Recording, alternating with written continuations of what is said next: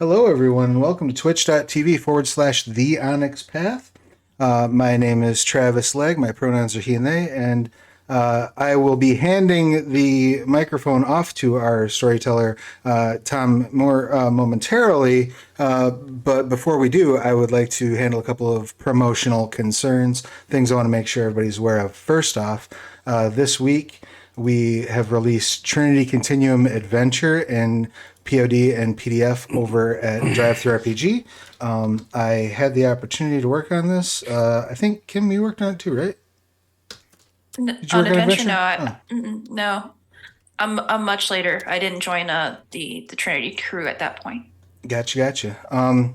Well, despite its tragic absence of Kim, it is still an amazing book. I highly recommend heading over and checking it out. I had a blast working on it.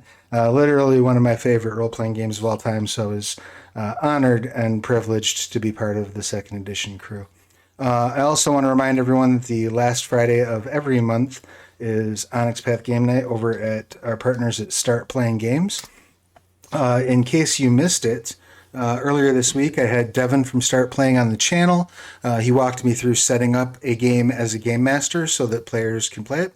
That will be publicly available for people to sign up as players. Probably in a couple days I'll try to get it launched this weekend. It has been approved. I just haven't had the time to fill out the stuff for it. But if you're interested in running a game as part of game night, you can go back and watch that walkthrough. If you're a subscriber on the channel, it's on the VODs right now. If you're not a subscriber, please subscribe. But you can, if for whatever reason you can't afford to or don't want to for whatever reason, you can also hang out a few days, check it out over on YouTube. That video will be up and it'll walk you through the whole process of setting up a game as a game master through Start Playing for Game Night. We also will be using Start Playing for any game set up for Onyx PathCon, which is coming up in June the 16th through the 18th. We'll have a lot of cool stuff going on at that convention. If you need more information on any of those, or to look for players for games, things along those lines, you're always welcome to stop by the Onyx Path Discord. The link to that is in the chat. And we have looking for group channels. We have channels dedicated to all of our various games. Lots of cool stuff going on at the official Onyx Path Discord. I believe that concludes my advertisement portion of the program for the beginning at any rate. So I will defer and default to Tom, and I will step back and just enjoy being a player. Tom, the floor is yours. Hello, and thank you very much, Travis. We are back with exciting developments from last session. We will get a short introduction into the events in a second, but I'm nothing without my wonderful players. So I need them to reintroduce themselves to you. And I'm going to do something crazy. I'm going to start my circle in the middle. And it would be very fun to start with David because he wasn't looking at the camera just now.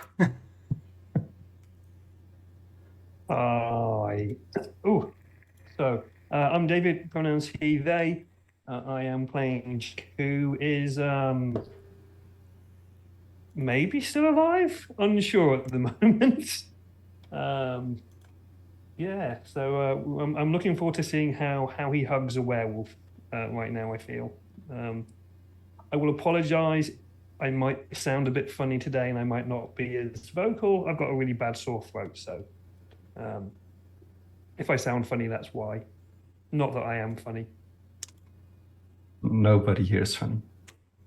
Thank you. Next one, Kim. Hi, my name is Kim Godwin. My pronouns she, her. I am a freelance writer with Onyx Path. I've worked on a bunch of different stuff. I did not work on Trinity Continuum Adventure, but I did work on Aether and a bunch of books for Aberrant, which haven't come out yet. And I also work on They Came From with Don't Open the Gates, it just came out. But I'm playing Ashley Jones, who is in the middle of everything's screaming at her because she has Julie on the phone. She's got the cops on the phone. She's got her sometimes boyfriend detective on the phone, and she has a bunch of results that she hasn't looked at in the lab. So everything is going on outside of her lab, but everything is screaming at her for attention. So we'll see how this goes. Wonderful. Thank you. Then we are to the start with Edwin.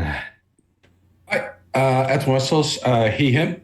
I don't do anything fancy in regards of writing like Kim, David, Tom, or Travis. I'm just a regular player. I'm playing at the moment Barry, aka Bass Blackwell.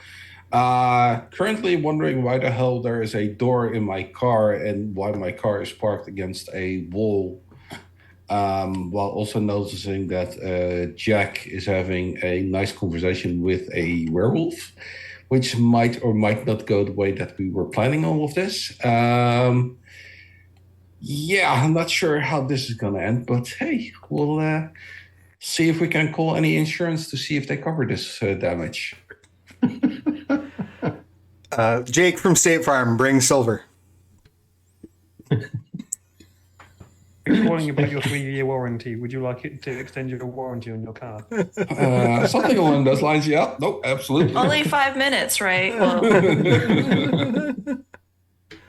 You could do with another phone call, couldn't you, really? So Yeah, the comic relief before the horror starts. It's important, you know. Well, thank you. And then, well, Travis, please remind us who you're playing today. Excellent. Yes, I'm playing Julie Hansen, the ex-bride of Christ, a defrocked nun who is teetering on whether to turn back and help her allies in danger or run away and live to fight another day.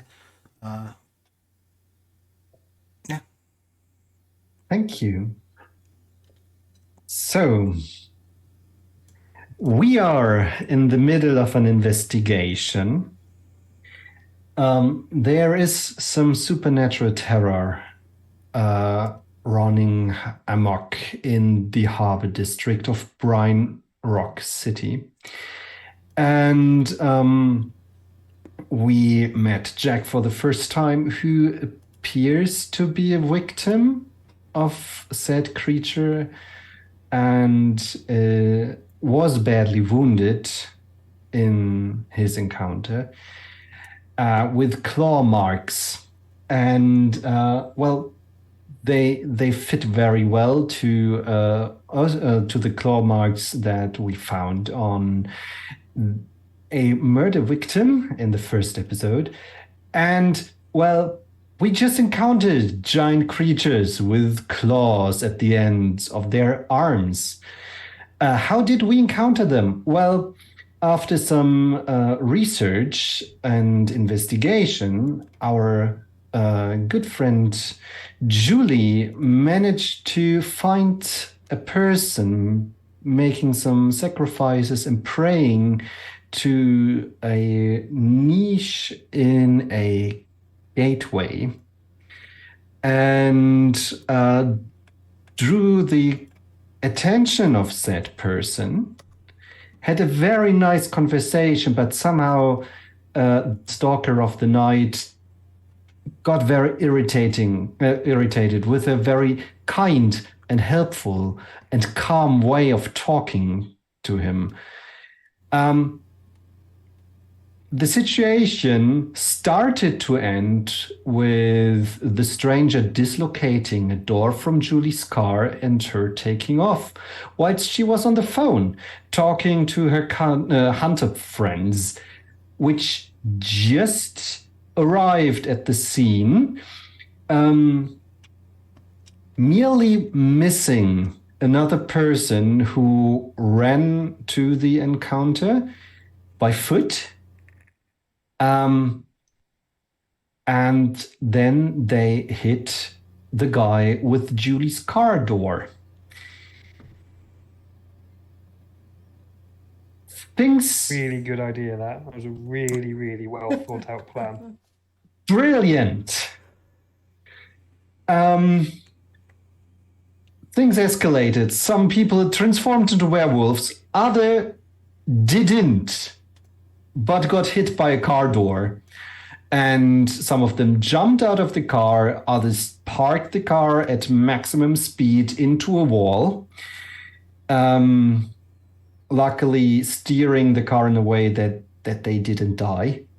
And whilst Baz is parking in the wall, and Julie is taking down the road with the car in pure flight, and Ashley being screamed at by all things of beeping technology, well, Jack decided to jump out of the car. And we return to the scene from another perspective.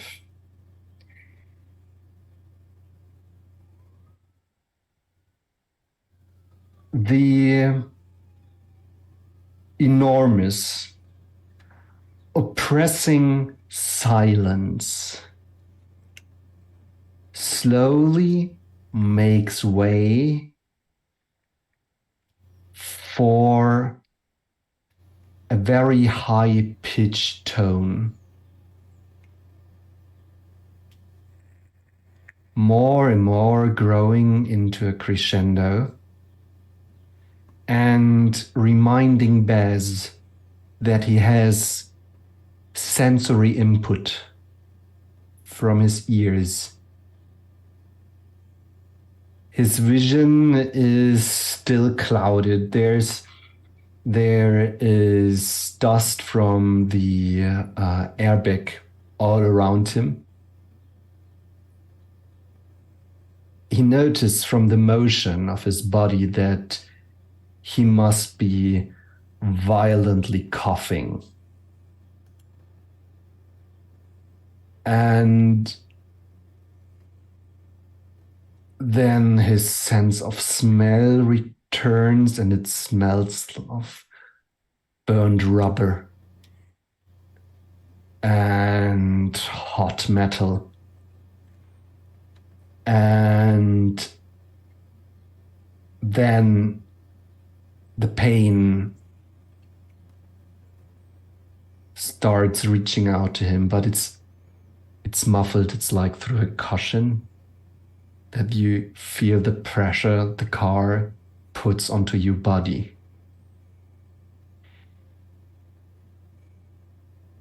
You feel trapped.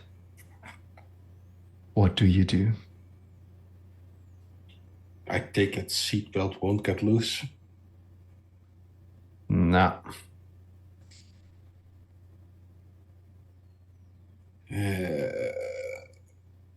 Anything sharp, just large sharp piece of glass that I can grab to just cut loose the seatbelt. Luckily, our windows are made from safety glass that shouldn't have sharp edges. What else could you find in this car? I take it Jack didn't drop his Bowie knife, right?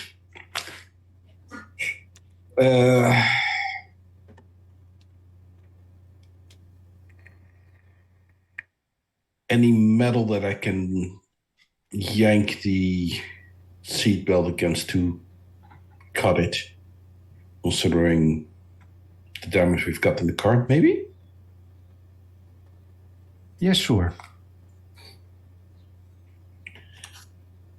Might take a minute or so to get myself free. Once free, I'll grab my pistol. Well, actually, yeah, I'll grab the pistol. Door open or fully jammed? I think you are lucky and you managed to get the car into the wall on the side that Jack was sitting. Yeah. So you have to use a lot of strength And I need you to roll something for me. I need you to roll something that I rarely do, but I think stamina plus strength to just keep going.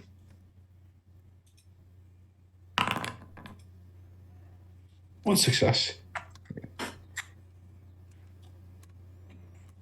You manage to get the door open, and you manage to get out of the car, but you land on your on your arms and on your legs.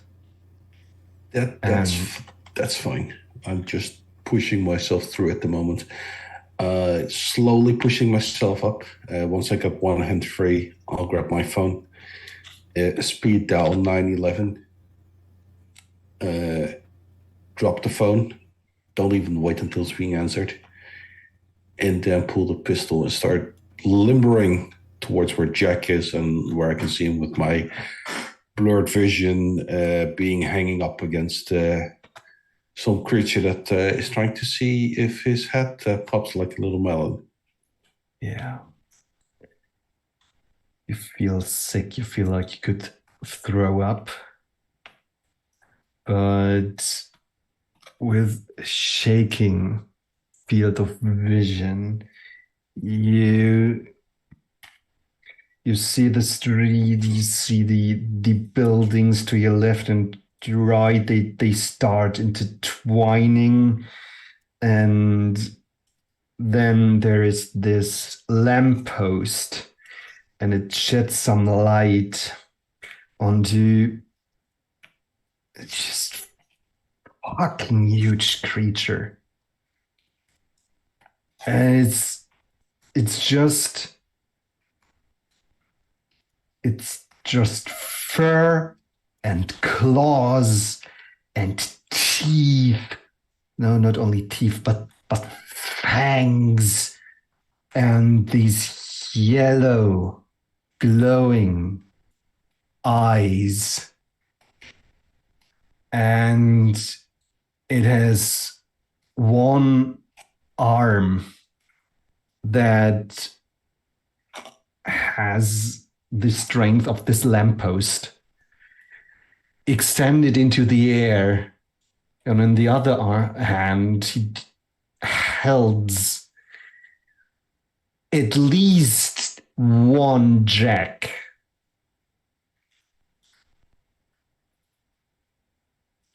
And I have you to roll another roll to keep it together. The last time you saw something like this, your squad died. Mm-hmm. So I need you roll a composure.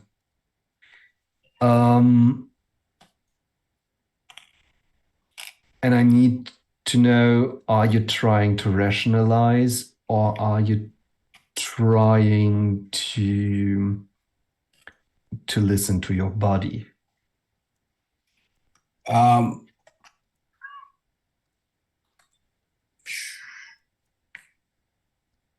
He's definitely not rationalizing. He knows what he saw, so he knows it's a werewolf because he literally saw it shift in front of him. He is more also trying to focus himself to get Jack out of there. So I would say throw in some resolve as well if possible. Yeah. He's literally on a one-track mind at the moment to get Jack out of there. Then it's composure plus resolve.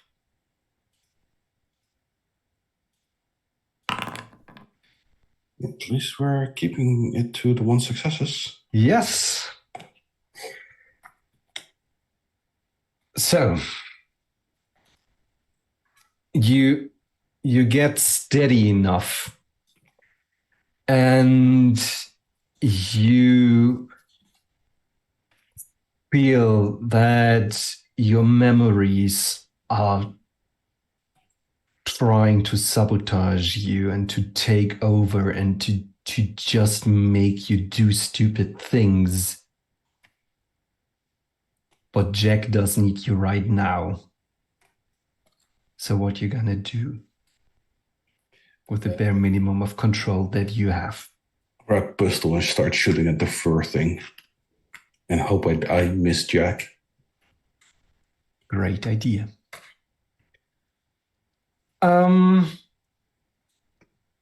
Well, Jack is hanging in the air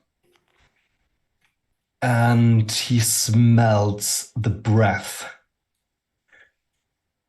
of this creature. And then the head, the face comes closer and picks up eye contact with you. What emotions do you feel? Rage. Fact Oh, is, sorry, I was talking to Oh. Jack. Sorry.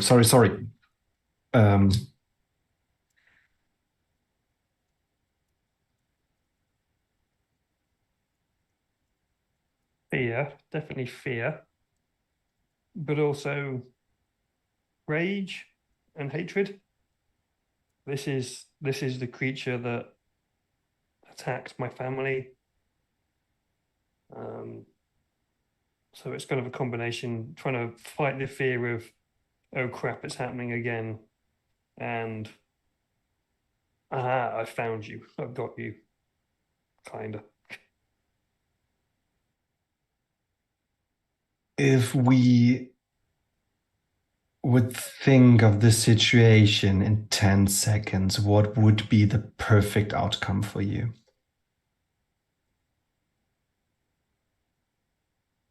If you would give in into your emotions, what would happen? I think Jack, he would flip. He would lose all self-control. He knows he's in a situation where he's probably not going to survive. So he's going to go out swinging and would just start wailing at the beastie. And if you were to succeed, what would happen? Succeed in what way? That's the question. You give in to your emotion and you are in happy wish land. Anything could happen. What would happen if you had your way?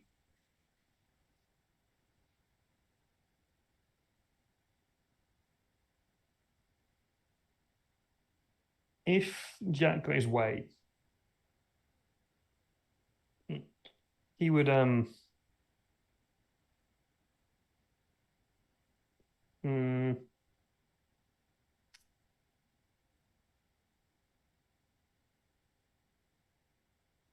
he would I don't know.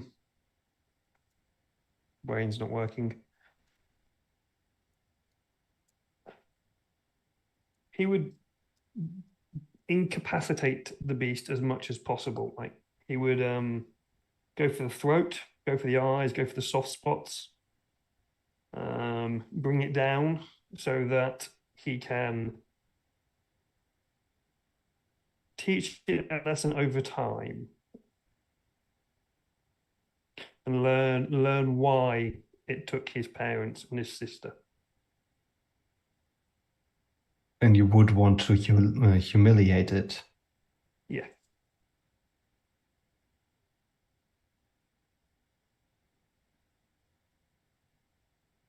Emotions are a powerful thing.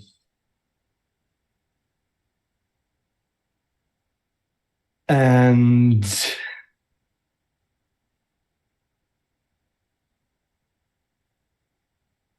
we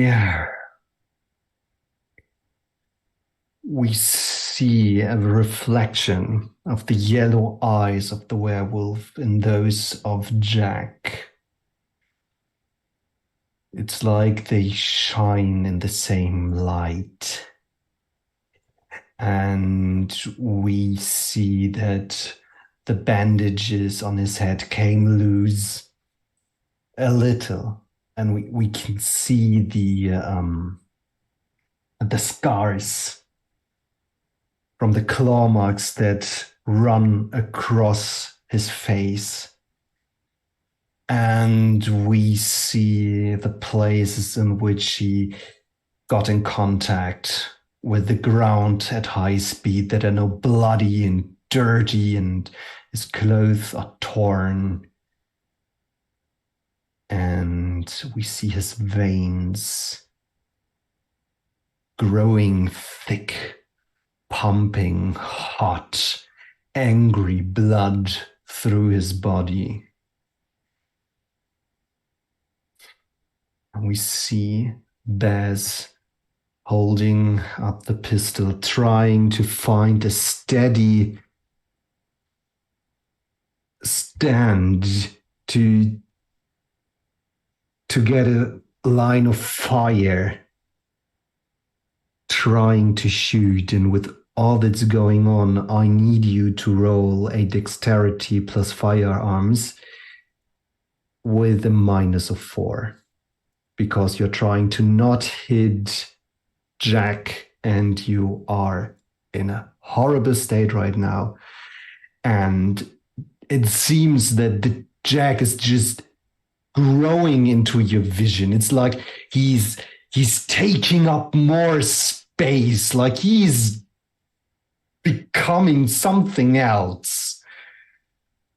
That's fine. I'll spend a willpower as well. Mm-hmm. Here, have at it.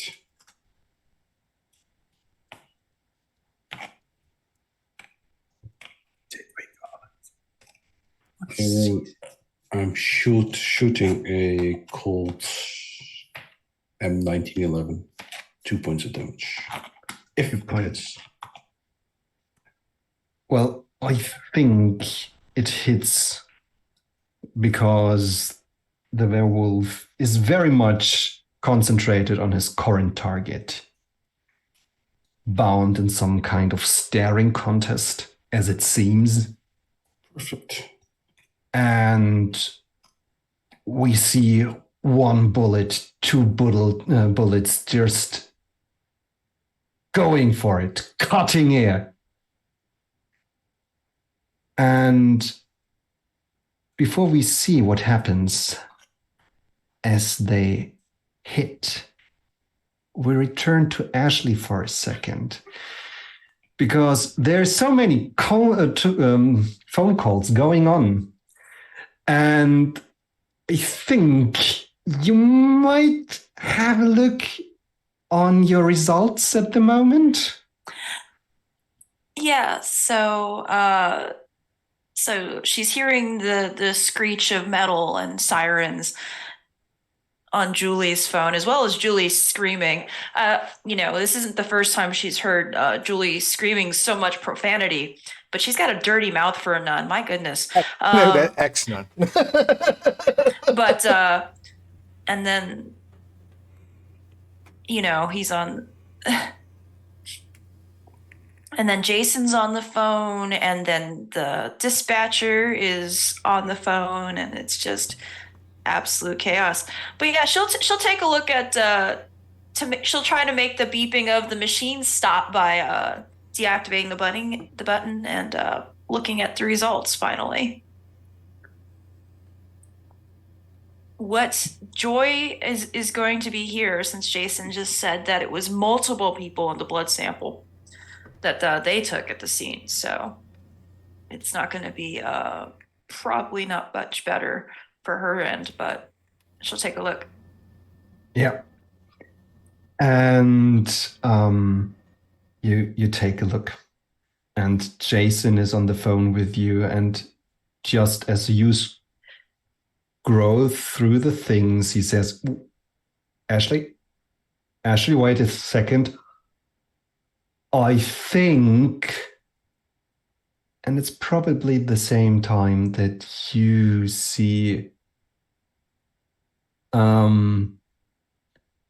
it's not multiple people. It's multiple markers in the same blood. And you see a high amount of immune suppressants.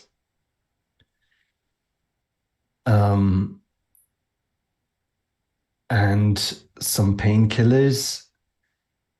And you find a very eerie match with the test that you did with Lily's blood. And it's all one person.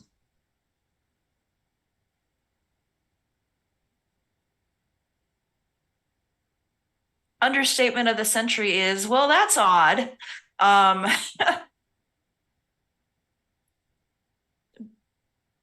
But the multiple markers, and then it's the same as Lily's blood, which means that same sort of creature that Lily was, which was a vampire. But it doesn't make sense because this is alive from a living person. Yes, So it is.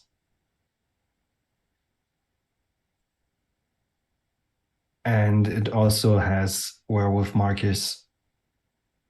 Oh dear.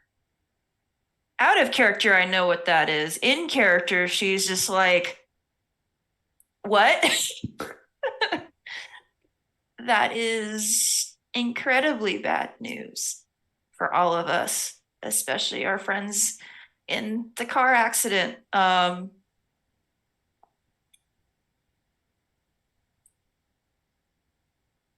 That's not right. That can't be, it can't match both of these things.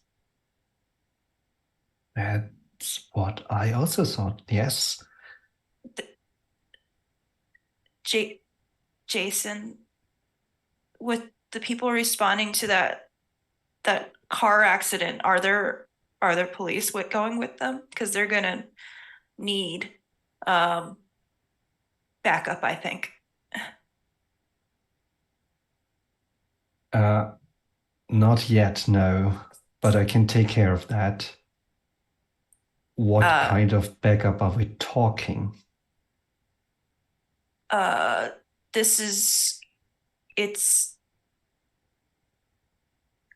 You're gonna, if I tell you, you're not gonna laugh, because this is the worst time to laugh and not believe me.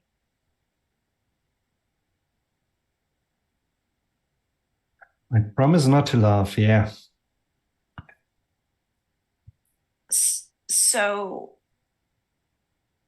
we're talking like giant monster of claws and teeth and something else that should be dead but isn't.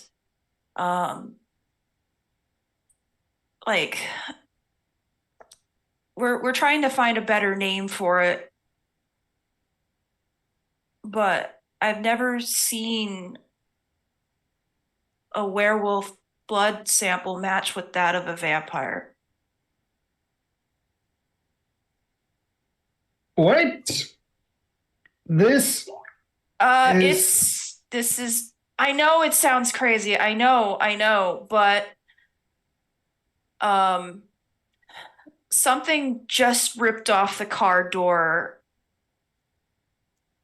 of my friends at that scene. And I hear the howling. I hear the screeching of metal. So whatever this is, however crazy this, I think this is a little bit more than a guy on PCP in a Bigfoot outfit. Okay. It's bad. If you like, I hear the screams, I hear the shredding of metal. That's not normal.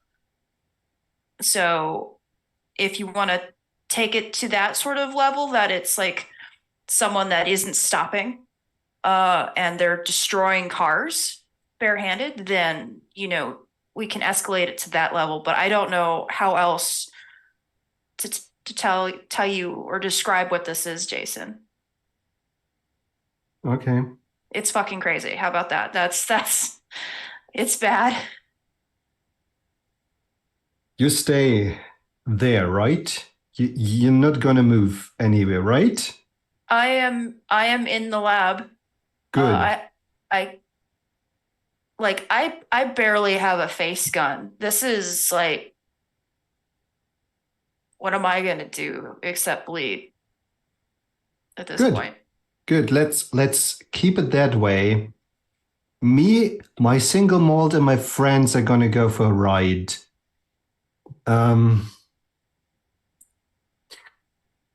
I wouldn't drink and Later. drive a detective. That sounds like a very bad idea. Sounds like the best idea, because then I got something to do. And he hangs up.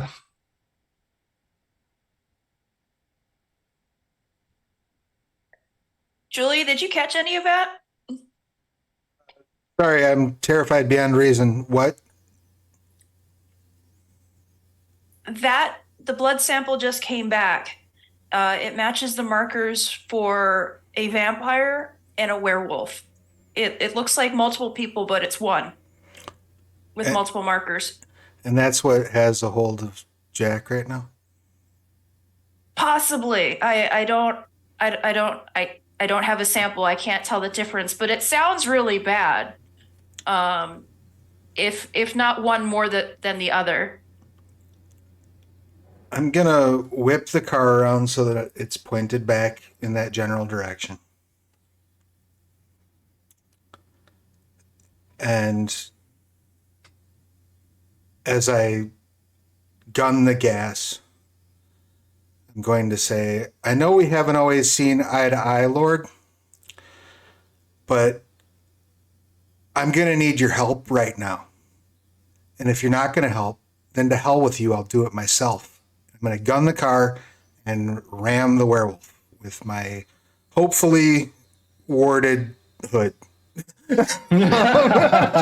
Yeah. Okay. Let's do fun stuff. Just to make this clear, there's one other person at the scene right now. That's the guy you missed earlier with your drive-by attempt. Mm-hmm. He is really, really close to Werewolf and Jack and the car and Bass, who is now taking the shot. And we get this beautiful picture as he is taking off his... he is actually wearing like a decent jacket and a shirt. And he's just taking off the jacket and taking off the shirt and throwing them to the ground. And we see the headlights of the car illuminating him from the back as he starts to change his form. And then we get the two bullets, and they hit, they pierce, they tear muscle and sinew, and one of them breaks something, and the other one flips out on the other side and paints the street in a light reddish spray. And Jack feels the hand around his neck tighten very, very, very much. And I need you to roll a strength plus stamina roll. And I need Julie to roll a drive roll. Excellent. What attribute should I pair this drive roll with? Is this going to be just dexterity, or is this like composure or resolve because I am... I was thinking about one of these, yes. Okay. Is there any chance that I can get some extra oomph out of that ring because it is relying on composure or resolve? Yes, it is. Beautiful. I would like to do that. So that requires me a willpower to spend, correct? Yes. So I'm not able to spend the willpower to get bonus dice normally because I spent the willpower on that. But that gives me 3 extra dice when I activate the ring, correct? 4 extra dice. 4 extra dice. Excellent. All right. So I got drive, I got resolve, and then 4 dice. 4 bonus dice. And David tells me what is Jack's result. So these are like the 2 best attributes Jack has. And I hate to say it, but I got a 1, 2 4s, 2 6s, and a 7. Oh no. Oh no, Jack.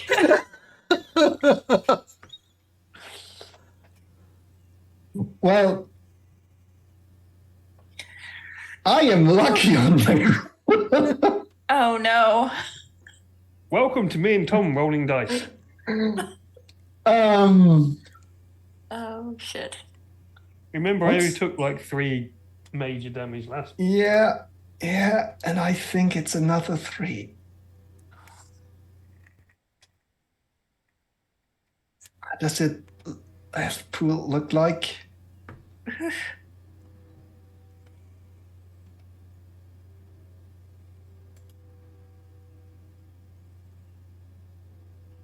He's not dead yet. Good. You'll be stone dead in a moment. Yeah. Yes. I was going to say, there's a Because- car coming at me now. The car's probably going to run me over, isn't he? We have a car. Oh fuck. And the car hits. And we got Baz, who is probably aiming again. And Oh, for we sure. see how the car hits them both. The werewolf and Jack, that is. And I need for Jack to roll. I don't know at this point. Is that Well- so? Have I just taken the X damage or just the slash The X damage. It's X. Yeah, it's all lethal. That's the word, lethal. Can the werewolf soak some of the damage that Jack's about to take because he's in the way? Sure, he sure does. There's a half-finished magical rune on the motorhead. And the Lord's protection is working on Julie. And so we just see them. The werewolf is getting hit, and we see the front shield crack and break. None of the shards are hitting Julie. She even manages to stir the car away from the other car wreck and the wall. And it's just like, yeah, sure. Nothing can happen to you. There's just peace and exhilaration and happiness. I kiss my crucifix and pop my passenger door open and shout, Bass, get in here.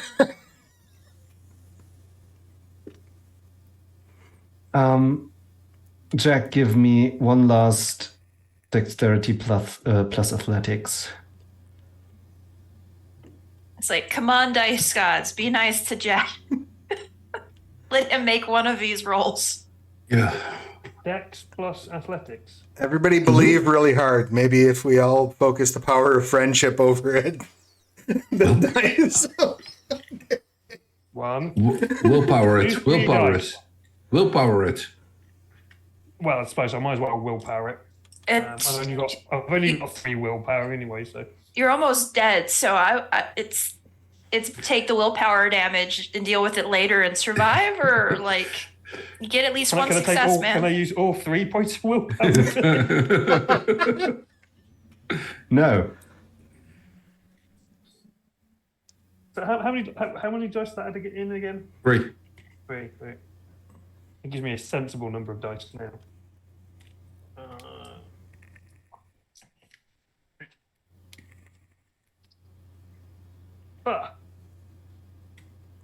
Oh, you're fucking kidding me. Excuse the language. This time I have 3 ones, 2 3s. No, sorry, 1 3 and 2 5s.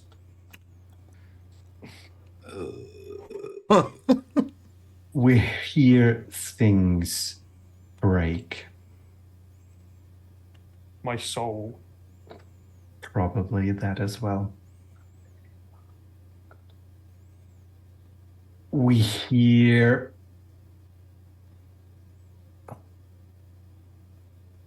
bestial sounds of pain. This was a heavy hit.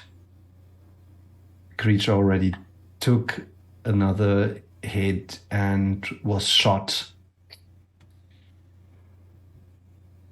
It's in pain. Their limbs turning into directions they shouldn't.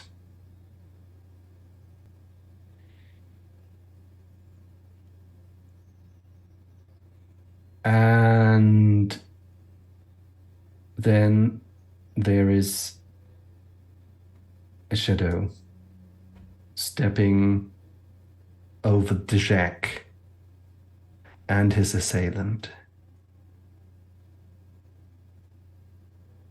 Deep, dark black fur. A few patches of silver.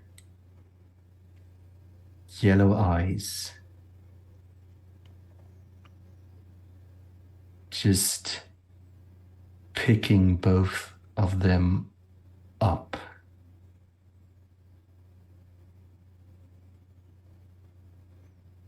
Throwing them onto his shoulders.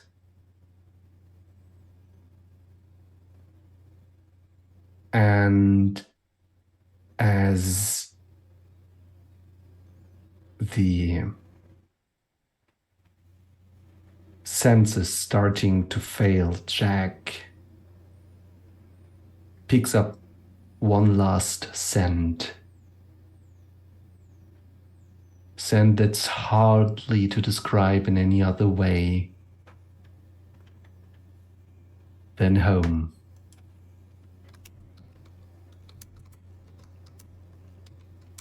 And then the black-furred werewolf turns around, looks at Baz and Julie, and growls. I'm definitely shooting. Could you fucking cool down a bit? And we hear police sirens in the background. I just hold up my camera at him.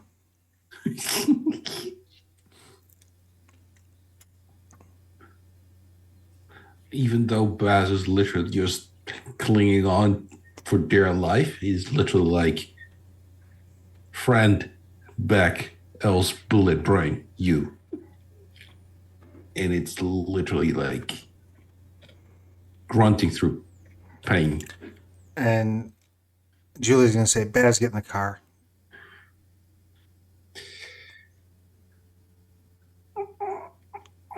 Fight's done. Come on. I'm going to roll a composure and resolve just to see what Baz is going to do. To see if he's sensible enough. Okay. He'll actually still fires the gun, but in front of the other black werewolf. And then limber towards Julie's car and just fall in the back and just pass out.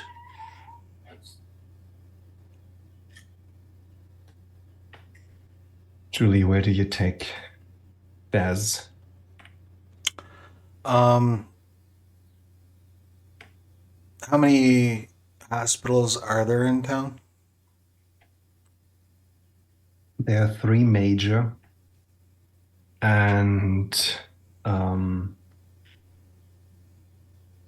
there's actually one in the hands of the church. If you want to go there, it's...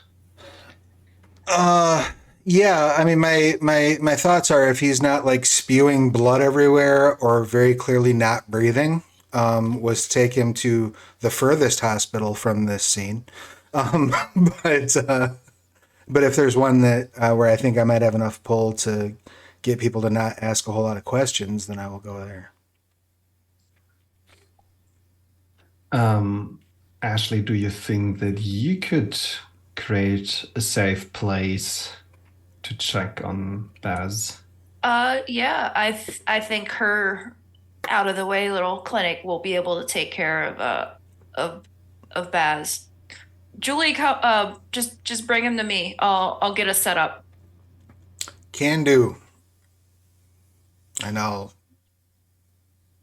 turn the car around the whole time, keeping the phone like on the werewolf. So like, I switch hands. Like I'm watching you, and then gunning it to get the hell out of there as soon as humanly possible.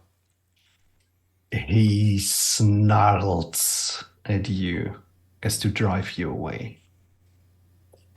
And you can see that he's watching you for a little bit, and then he gets the fuck out of there.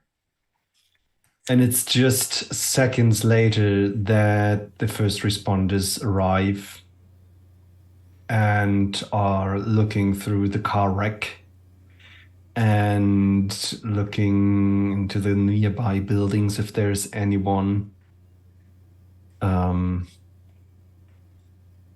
Finally, they pick up Baz's phone, who's still on an open line.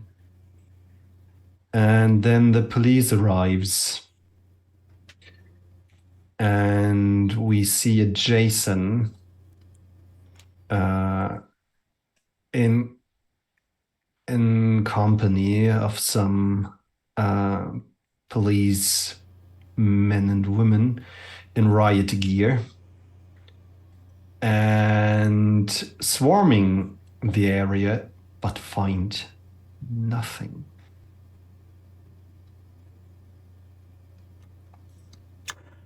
Correct me if I'm wrong. When I called the group on speakerphone, that was on the burner phone that had the SIM card that belonged to Brian, right? Right.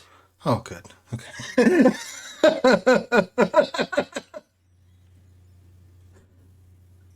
It's the best news I've heard all day.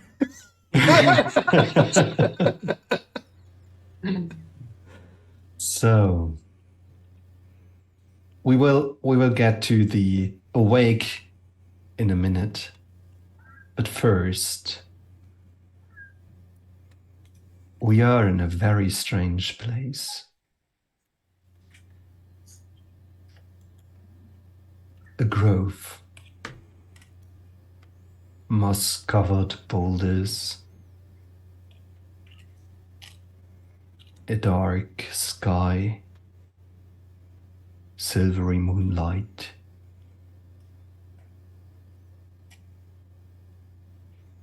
A small pond.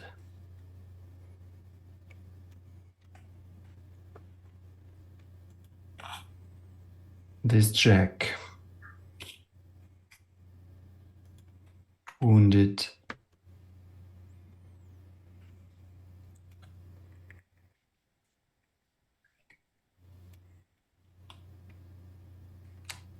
it's surprisingly easy to breathe.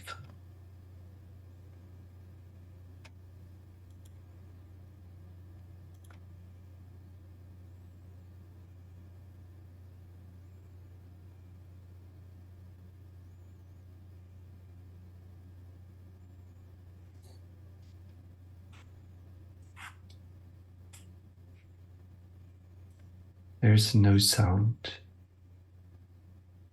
as the wings cross the grove.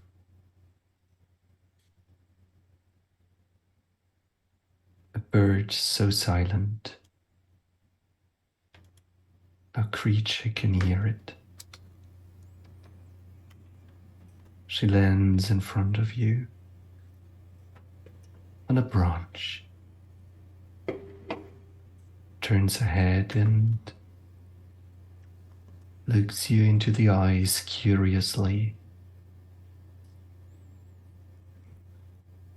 It's an owl.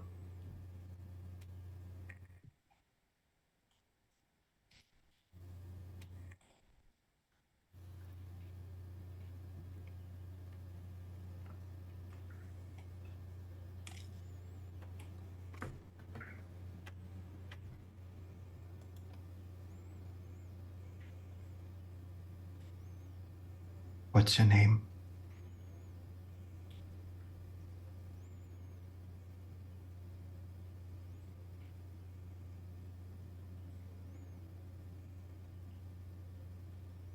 Hawk.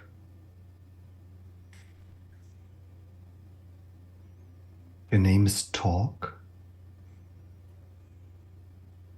No, the name's Jack. Jack. Yeah, Am I dead?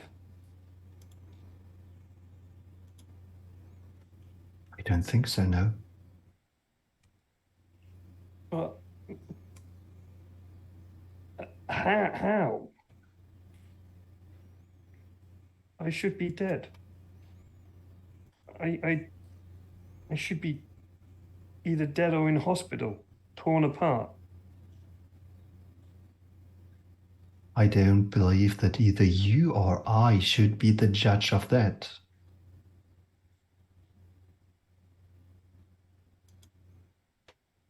Who are you?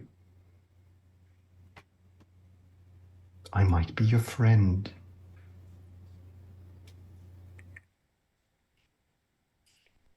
Might. Well, friendship is a two-way street. Both of us have to walk. I can only speak for myself, not for you.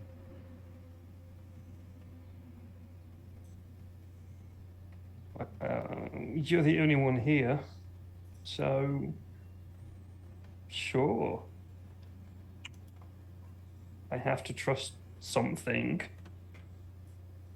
or I'll be. I don't know. I'm alive. I'm alive. I'm alive. I shouldn't be, but I'm alive. You are here with me. Let's just start there, shall we? Yes. This seems very reasonable to me. I mean, you could change your state of aliveness as soon as you go if you wanted to. I would advise against it, but it's an option. Life is full of choices, and we live by them, or we die by them. I made a choice. I nearly died. I think for the moment my choice is to live. It's refreshing to hear, because from what I see, not many of your choices in the past supported this course of action.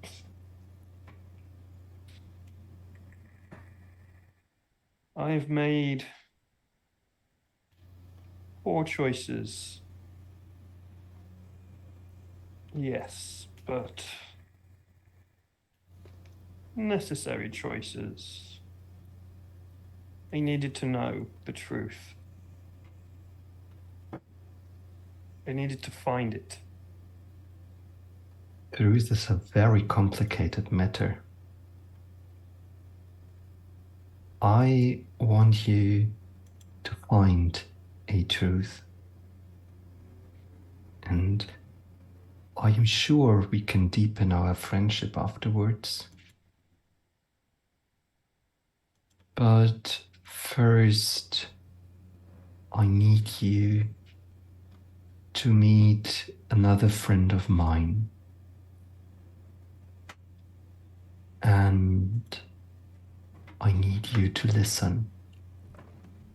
Can you do this, Jack? What else am I gonna do? Well, there are doors and windows around you, and I've seen you taking them in surprising ways. So I am sure you are very creative to find other options for your actions. So I really want to emphasize on the listening option. Well, if the last few days have taught me anything, I should probably spend more time listening than acting. Acting doesn't seem to end well. So I will listen. I will give you the time.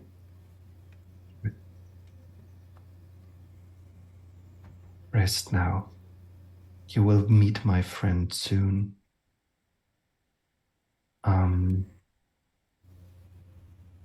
Don't get worried though.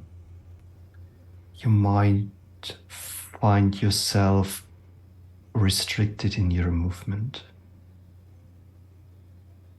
There's no reason to panic.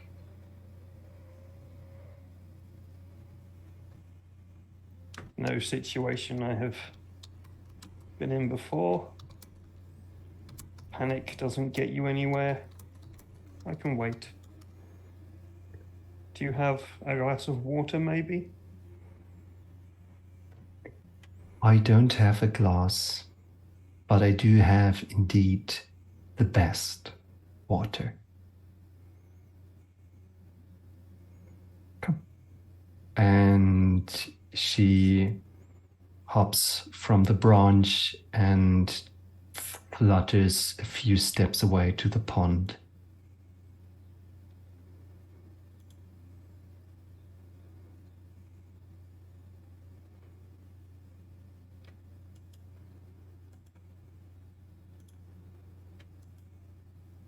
Okay.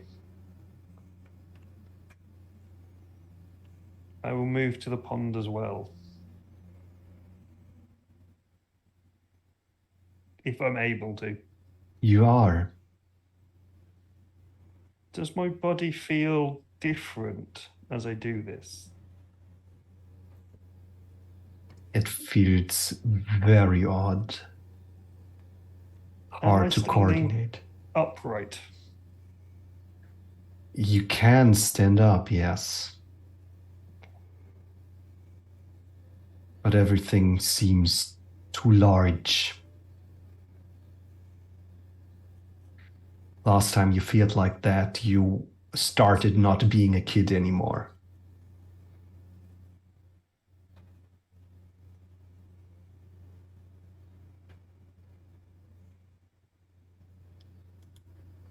I take deep breaths. Calming. Just in my head, going over, I'm alive, I'm alive. If not, this is a dream. This is a really trippy dream. Ashley must have put me on some really good drugs, but that means I'm alive. Definitely alive. And I'll walk over to the pond. I'm thinking, if this is a dream, I'm not going to die in a dream. No one dies in dreams. That doesn't happen.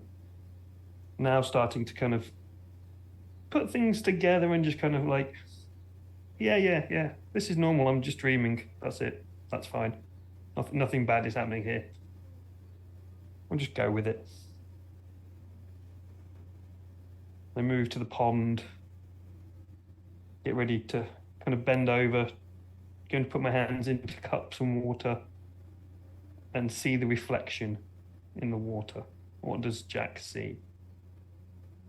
The audience sees the moment as the werewolf and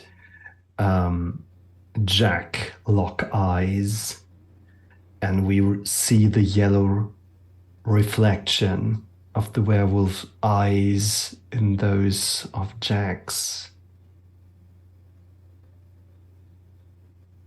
And returning back to the panic room in which Ashley is right now. Oh my. It is actually like 20 minutes later. And you probably got off the line with the emergency number. Yeah. They showed up to the scene, and then everyone's running or driving like bat out of hell to her. So it's just Julie should have gotten to me by now. So Yeah. You three meet up again.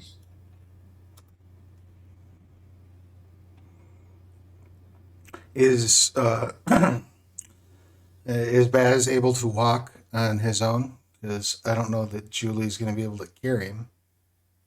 So here's the thing. Baz is absolutely not injured.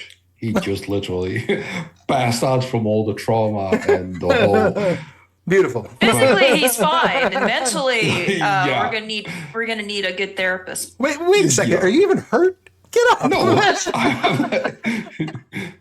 He literally... There's a nice little comfort dog around somewhere now. He's literally been, after 5 minutes, he literally has been laying in the back of seat of the car, just staring at the roof of the car while you're driving him off to Ashley's clinic. And once there, he'll just literally slowly, still a bit shakily, get out of the car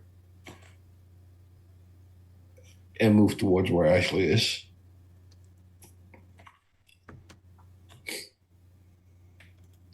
Well, he can walk. He doesn't look like he's injured, but we'll give everyone a look over to see how we're doing. Like there's Bork. I'm fine. I'm fine. No injuries. No internal bleeding. You don't get to determine that, sir. We're gonna check to make sure that everyone is fine. So we'll start doing. We got bigger issues. We need to get Jack back. If you're internally bleeding, that is going to be a big issue. So we need to establish that you are not internally bleeding first. I don't think we're getting Jack back. What happened to Jack? I heard the crashing and the roaring and the snarling and the sirens.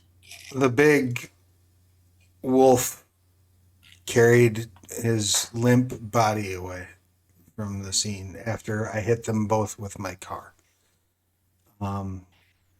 If he's not dead, if he wasn't dead, he's probably dead now. So here is kind of what went down when we came just speeding down to get Julie out safely. There was one other person running towards Julie. We tried to run him over. Then when Julie left, Jack decided to see if the other guy that ripped out Julie's door was resistance against a speeding car / door. Apparently they were, because shortly after that, in my car now is Julie's remaining door, lodged strongly in there. Oh crap! And- Lost a door. Yeah, it was a bit chilly in the car, by the way, just so you know. So the guy that we were trying to run over first turned into a werewolf as well, and that's the one that took Jack. So I'm not sure who's the good guy, who's the bad guy, and who we need to exterminate. So we've left a great impression. So even if they weren't hostile to begin with, we've hit them with car. So No, we missed him. We missed him. You missed them with one car. We did hit them with another one. Do you have a marker, Ashley? do we need a whiteboard? Yeah. No. I just need like a felt pen or a magic marker, just something that I can draw a few symbols around your clinic with, just to be on the safe side. Okay. Sure. Here's a marker. What? I think these are wards against shapeshifters, but I'd rather try it and be wrong than not try it. And I'm gonna go try to draw that symbol Okay. like on the back of the It's door. not the strangest thing that's happened inside this clinic. So all right, go for it. Yeah, I'm gonna go draw that symbol on doors, maybe like below some window frames, that sort of thing. Yeah, like if you do it on the sliding glass doors, they're gonna call security on you. Well, I mean, I'm fine with just doing it on this room. Yeah, I think we won't be able to leave, but maybe they'll leave or something. I'm just worried about the immediate. This is not a long-term solution. because this is definitely not a bunker. So okay, go for it. I'm gonna vandalize the inside of this room. It'll be okay. Eventually. We'll deal with that tomorrow. That's a tomorrow problem. Ashley, That's the point. Oh, sorry. If you have, yeah. Ashley, you got any whiskey stored away here? No, the only alcohol here is not meant for drinking. Don't go alcoholic on me. That will make Can you go I blind. borrow your phone for a moment? To do what? Order drinks? I need them. I don't think we're in that sort of city, and it's where they're just gonna Uber Eats you some alcohol. Had to try. If you would like to order pizza, there might be something open.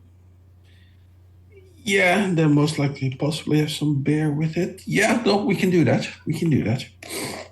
Probably not so much the beer, but yes, for the shot of grease and your artery pain. But okay. Sure, we'll go for that solution. Okay. Instacart will not deliver alcohol this time of night, so here you go. Enjoy. And hope the delivery driver's not a werewolf, but we'll deal with that. Well, if he is, do hopefully these werewolves- symbols will keep him out. Do werewolves moonlight as Uber drivers? We don't know. Don't know. We'll find out. Find out next episode. yes.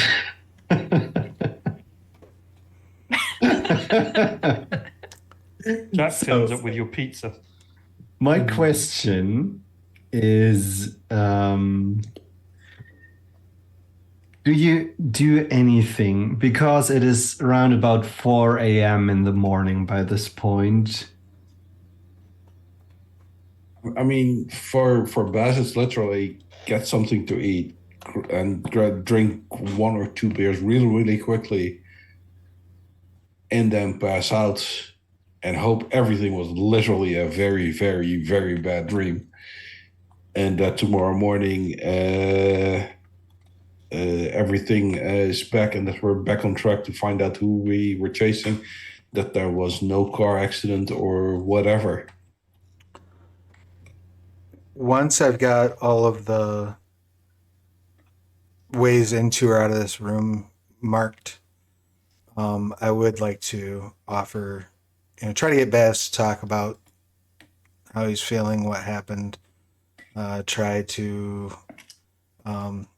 basically try to do what I can to minimize the effects of the trauma that he just experienced. It might be a good idea, yeah. But also exhaustion kicks in after the adrenaline slowly left the system. I think most of you are pretty much done for. Except you are worried about Jack to the point where you can't find sleep. But I think that's on you how you spend the following hours until at 8:30 a.m. a message pings up in the group chat, and it comes from Jack's phone as we go on a short bio break. Perfect timing. Love it. Dun dun dun. All right, cool. If you're watching live, hang out a few moments. We'll be back, I would assume, probably about 10 minutes, give or take. If you're watching this on VOD, hit fast forward and you'll see us when you see our faces again. Stop fast forwarding. Yeah, we will see you momentarily.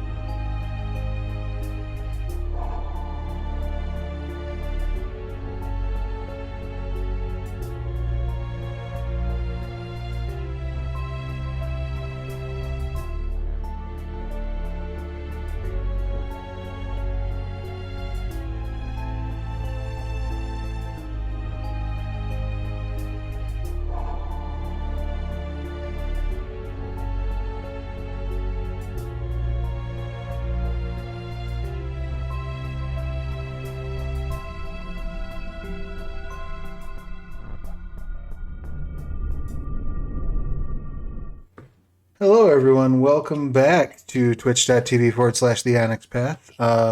Once again, I'm Travis. My pronouns are he, they, and I am going to get out of the way and hand the reins back over to Tom, our storyteller. Thank you so much. Tom, the floor is yours. Thank you for this delicious floor on those tasty reins. I gonna eat them, devour them, like a werewolf. Well, aside of apparent sprouts of mania in the narration department, our heroes, our hunters, are in the more or less early morning of 8 a.m., 8 a.m. 30, and they receive a text message in the group chat from Jack. And it reads, "Don't panic. I'm alive. We need to meet."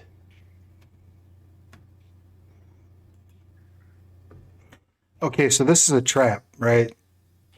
Yeah. Yeah, Okay, that feels excellent. like a panic.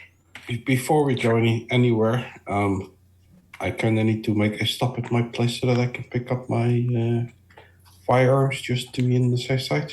Sure. You know it's a trap because it's not done in emojis. Yeah, the lack of emojis Right. is definitely is an indicator. So should we try to pick the place? And if so, where? Park? That seems like a terrible place to meet a giant fur monster. Sure. Shopping mall? If we're hoping that they're not going to like turn into big scary monster thing in a crowd of people, or if they do, then that's a lot of people that are gonna die or get hurt.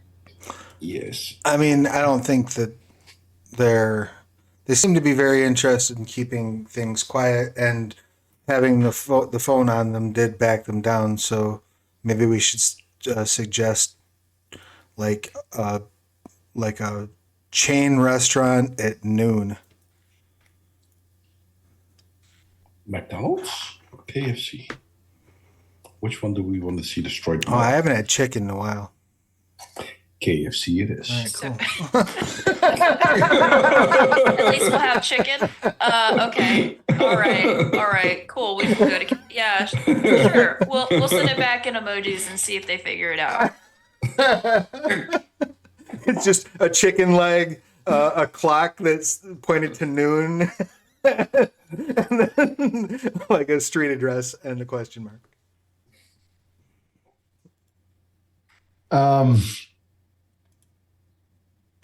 You feel somewhere in this city is someone having an aneurysm.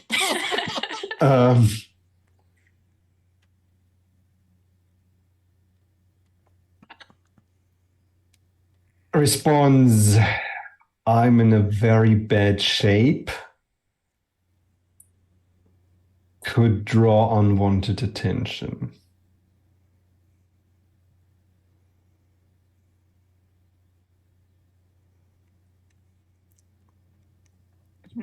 Suggestion from his side then?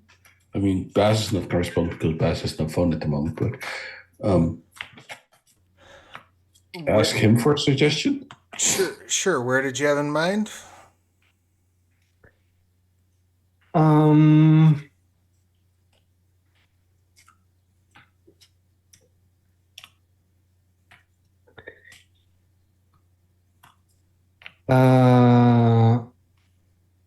They're suggesting Luther Park Cemetery. Oh yeah, that sounds totally normal and not remotely a cause for concern. What if we send you an Uber to come pick you up, and then we just meet you out in the lot at the KFC?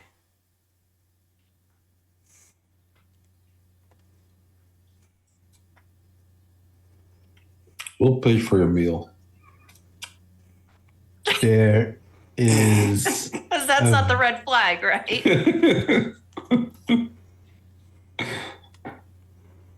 There's a very long pause.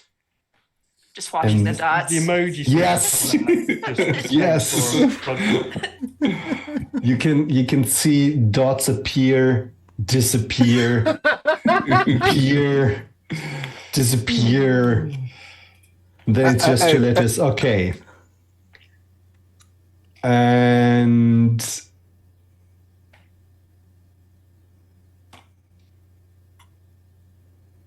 then it's wait. The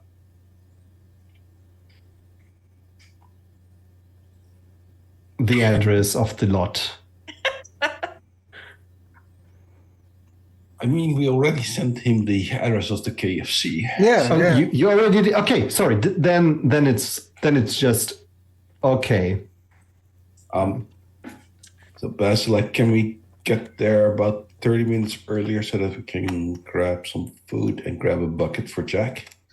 Yeah, and like, I don't know, do you have a sniper rifle you could get on a roof nearby and maybe I got an AR with me, so that should give me some range. I suppose. Yeah, it's a trap. Preston's gonna love this. We're not in great shape.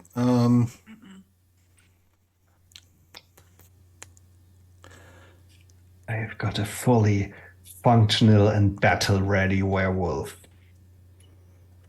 Sure.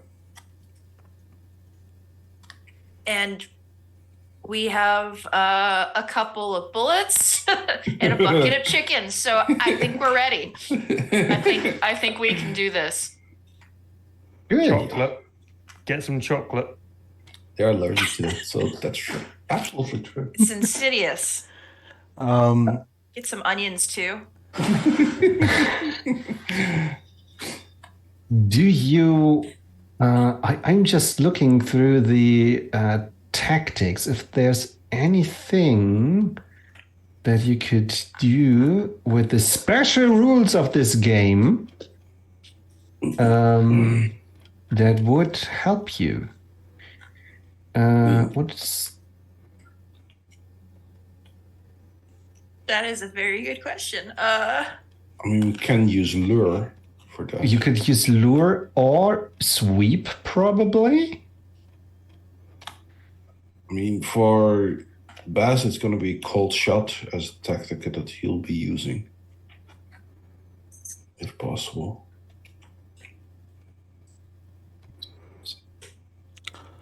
Let's see. So Julie tried to use identification before. What would be helpful was like probably monster lore. Yeah. And I don't think profiling is going to help us here because we are the witnesses. So I'd like to try to see if there's anything that we can find that we could rely on as like a weakness against these things. yeah, I think monster lore and sweep would be the best mental tactics for this situation. Yeah.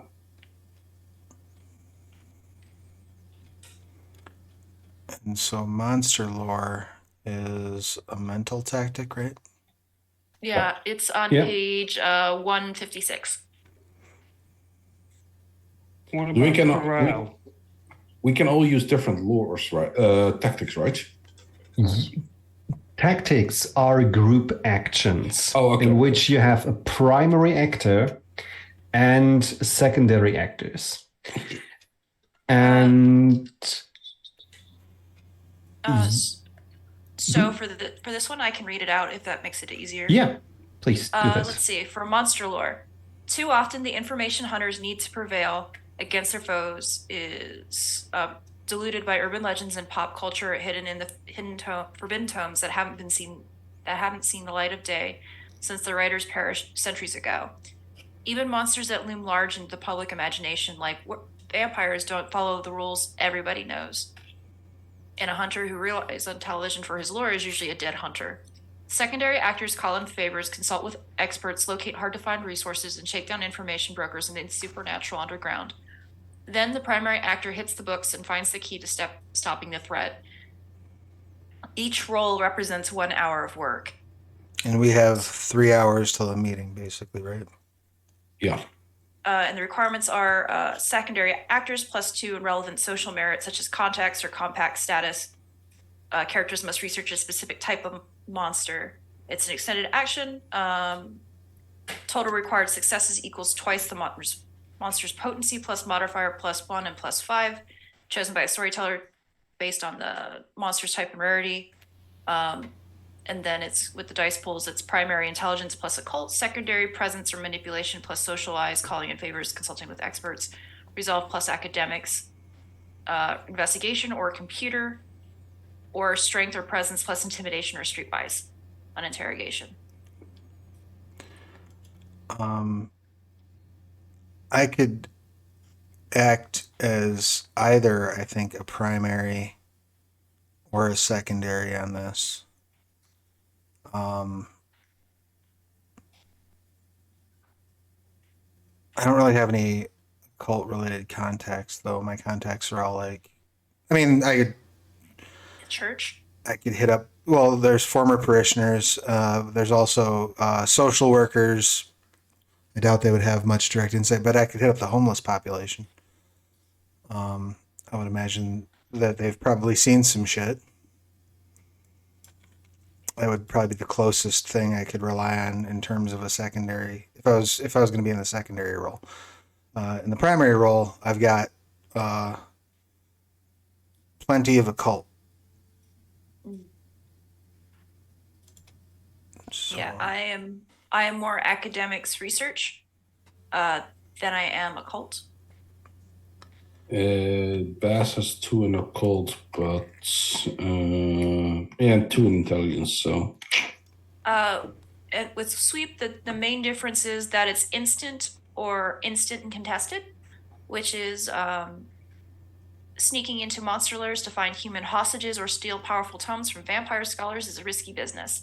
A cell needs to sweep the perimeter and meticulously check room by room to make sure there are no nasty surprises await them, both swiftly and thoroughly. Secondary actors ensure access to every nook and cranny of the area, kicking down doors or picking locks, and uncover any hidden passages or cubbyholes where a monster could be lying in wait. Then the primary actor does a final sweep to make sure the area is clear. If it isn't, to clear it out by any means necessary to make sure everyone escapes with their limbs intact. Action instant and contested, see below. Dice pools, primary, wits plus composure. If one or more foes lie in wait in the area, each one contests the roll with wits plus stealth plus potency, secondary, strength plus athletics, or dexterity plus larceny, opening portals 1 to 5, wits plus investigation, or survival, spotting hidden places or traps.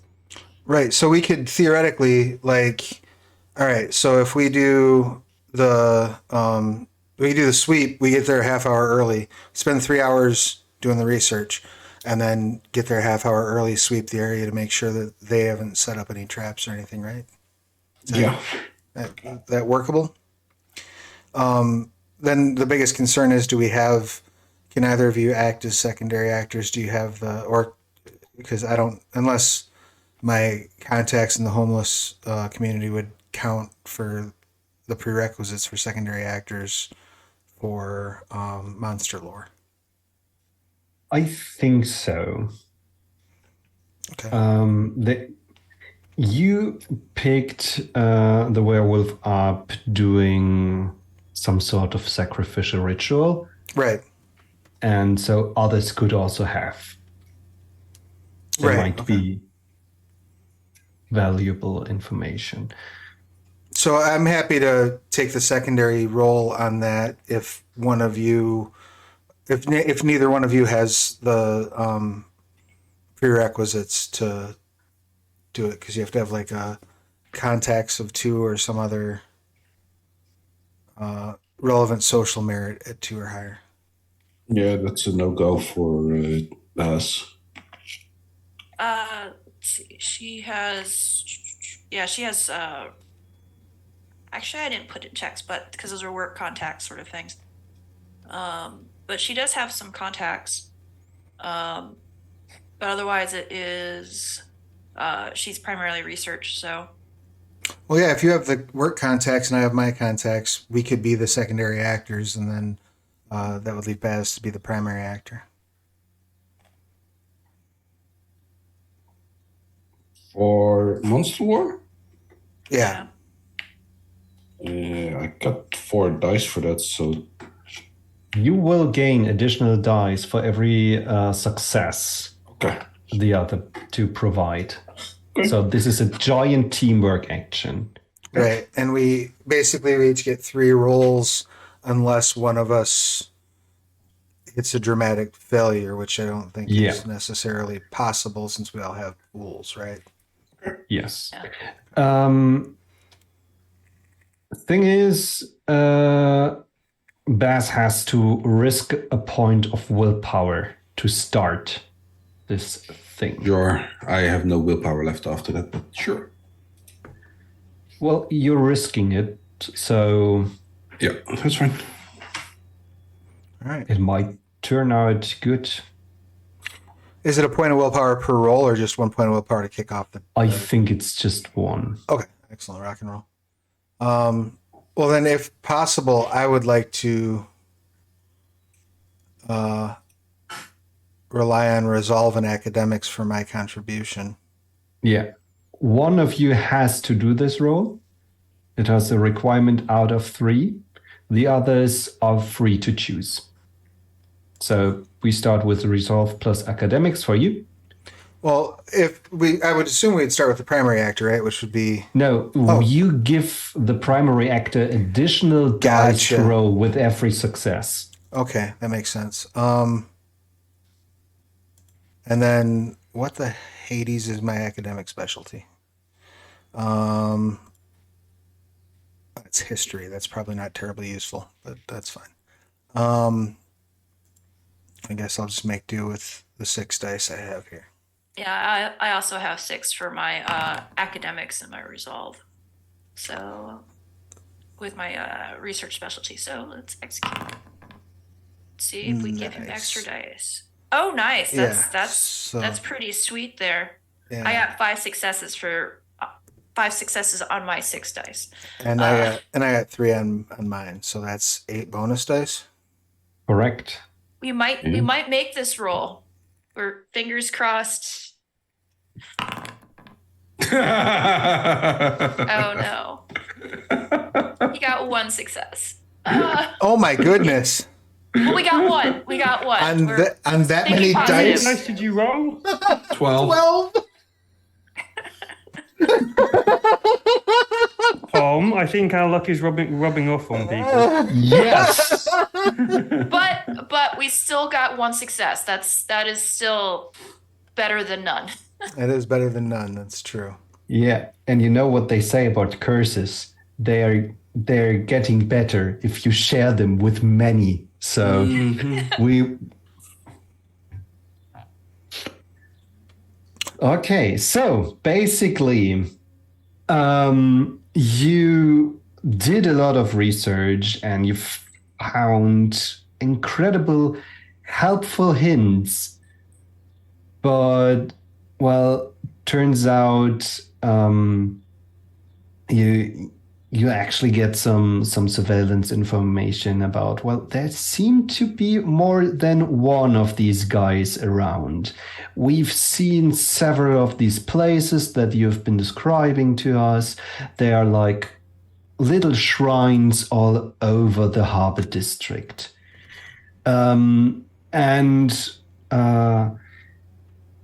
you got information about, well, there have been these cases of rabid animals in this city, and you just got tons and tons of material and information. You're going through that stuff, and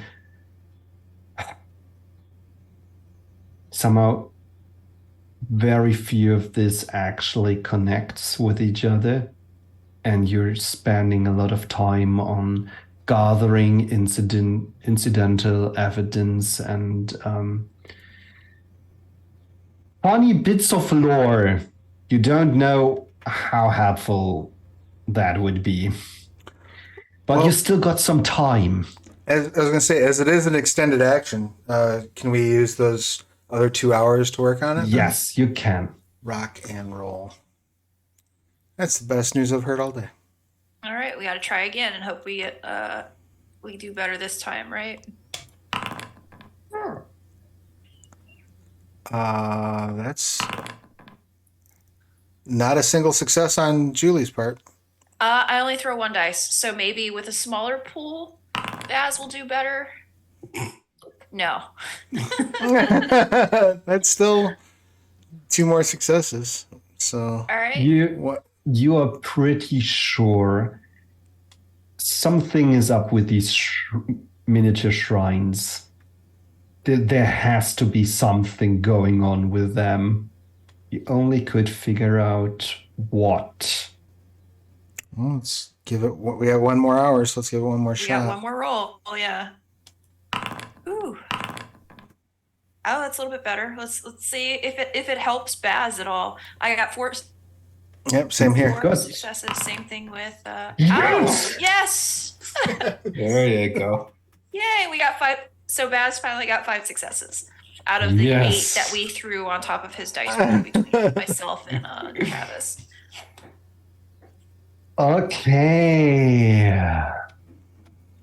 So finally, after you piled on more and more witness reports, like you get back to the information that you got from Brian Fox's phone, the missing person you're actually investigating.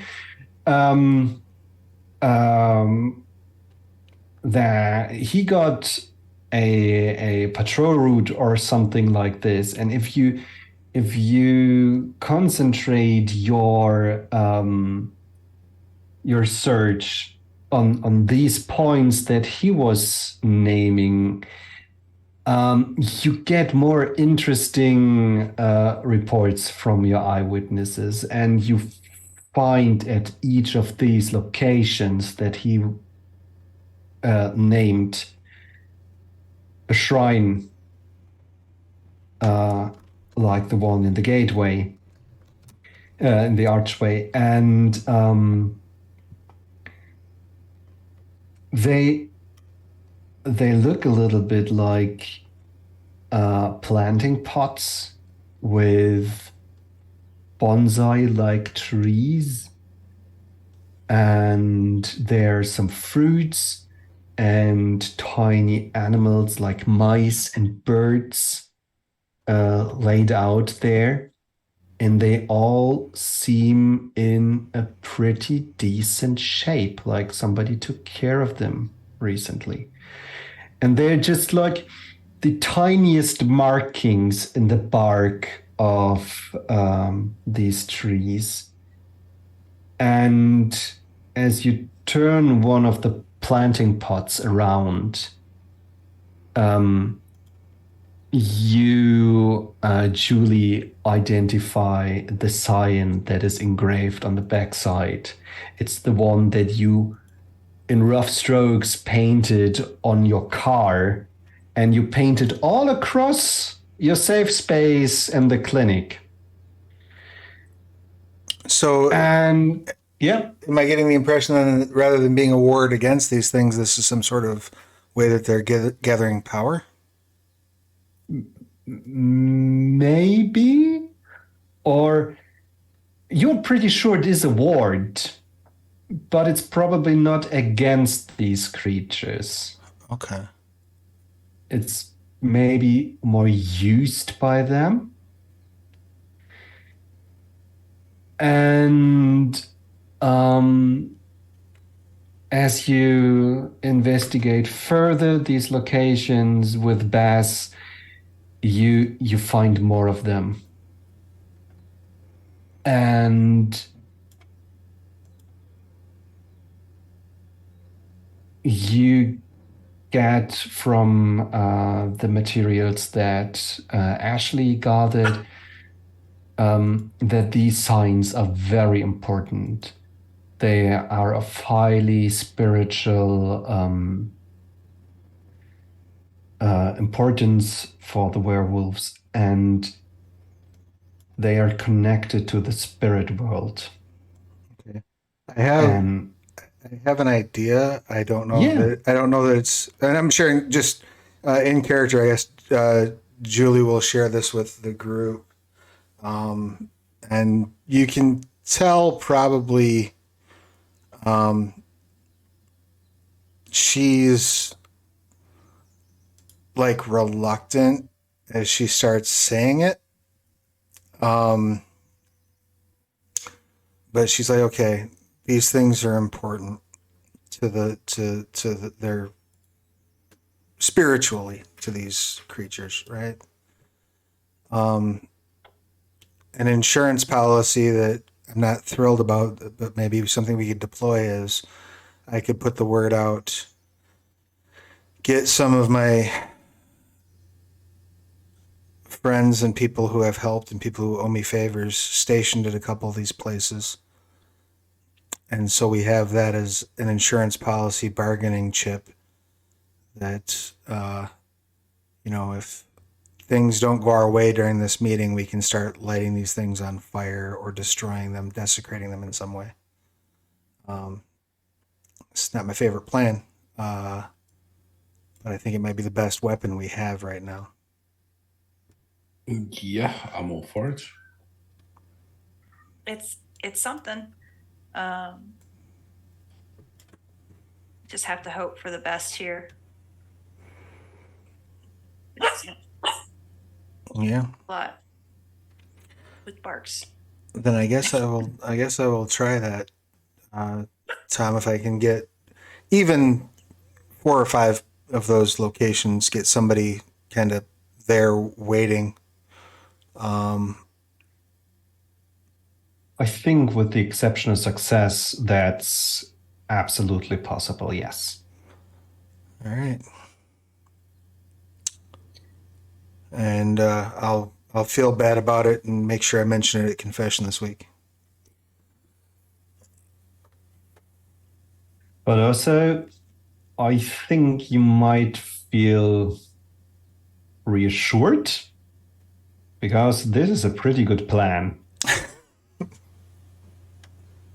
Sure, yeah. I just don't like.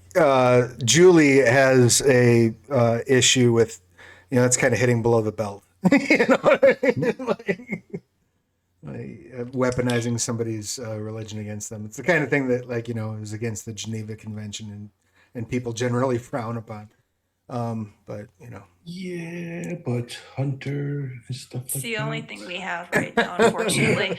If we had more time to do something better, they have Jack's phone, they have Jack, and they are capable of ripping apart a car. So Yeah. no, I know. get it. I'm just not happy about it.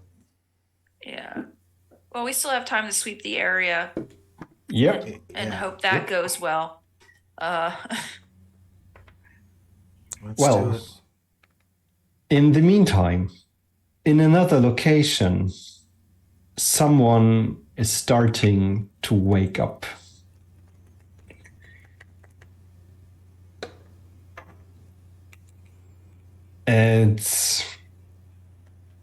There's a crack in the ceiling.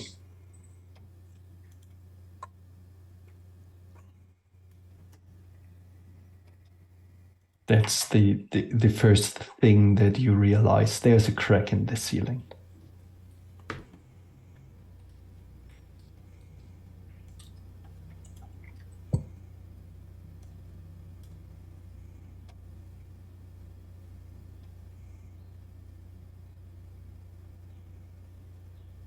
So it was a dream.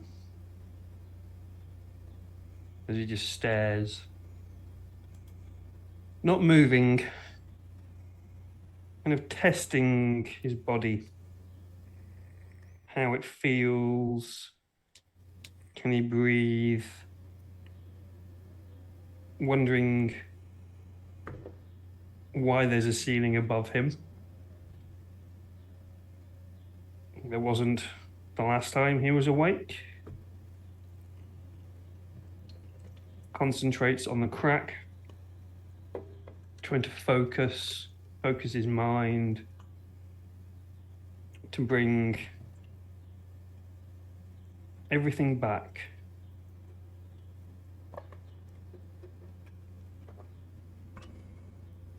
There's a lot to bring back.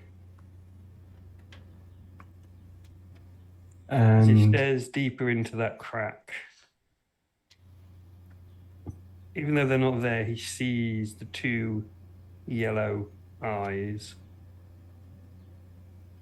staring back.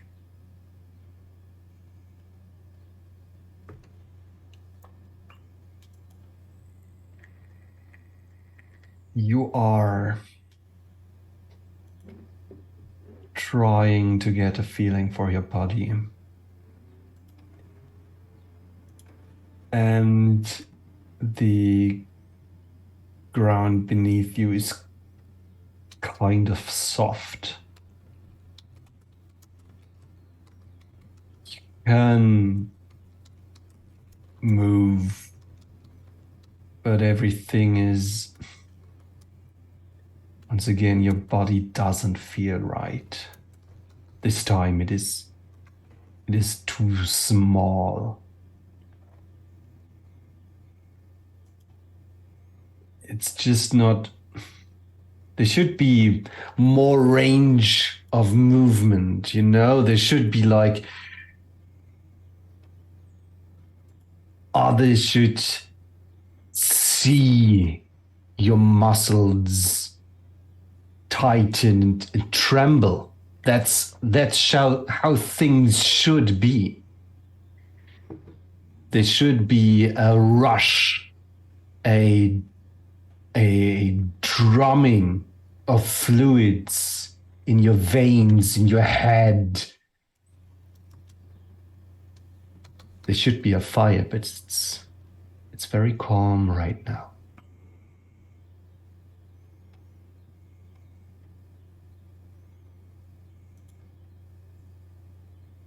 I go to stretch my hands to feel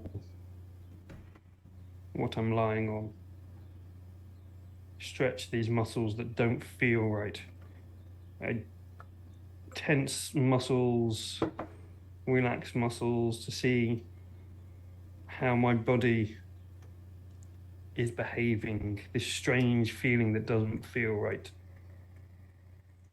I twist my neck around to see if my head moves and whether I can see around me, but also testing these new sensations that don't feel quite right.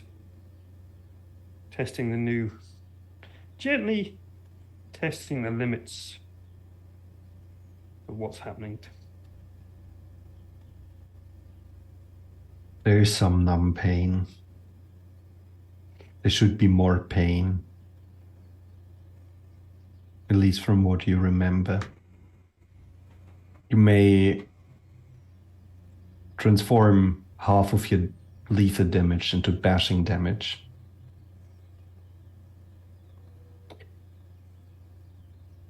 And your hands,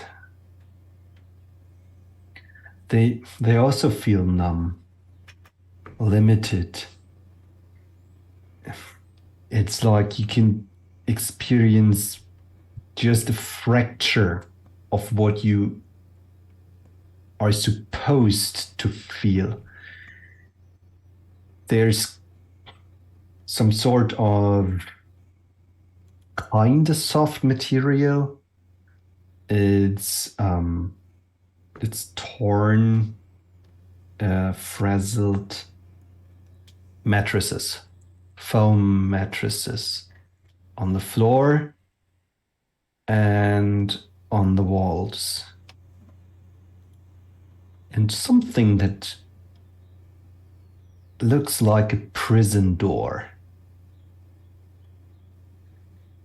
There is no light source except a small barred window in this door.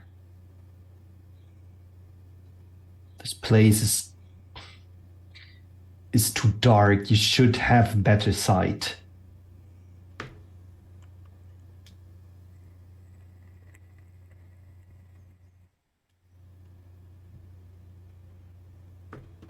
I call out.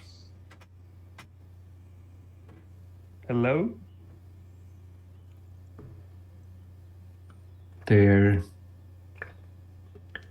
There's a noise from outside.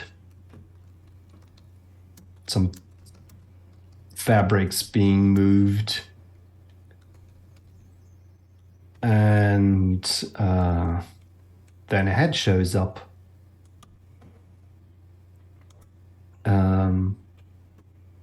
Face.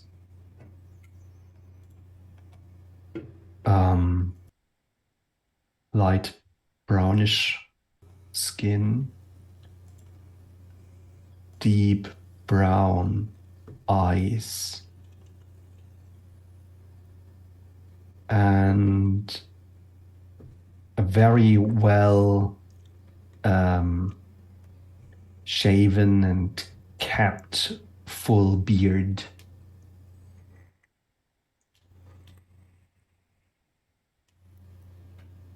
The eyes are looking you up and down. Welcome back, Snow White.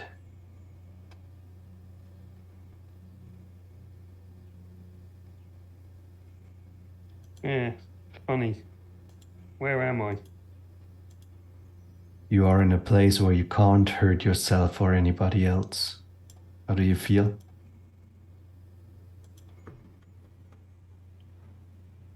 Odd.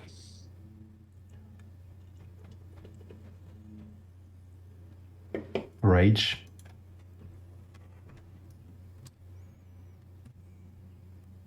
Perplexed. Confused. No rage. Good. Although, if I stay here much longer, that might change. A little bit patience. You will get out of there. You met a friend of mine. I've met many people. Which friend exactly are we talking about? Well, you hit a friend of mine, and then you met a friend of mine, Whisper. They took care of you for the night. Gave you something to drink.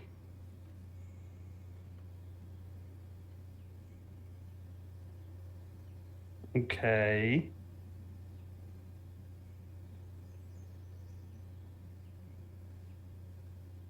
He sits there and he just kind of, he thinks he understands what the person is saying, but can't quite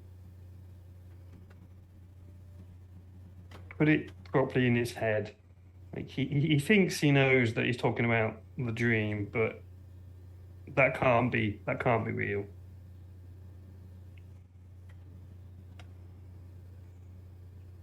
So,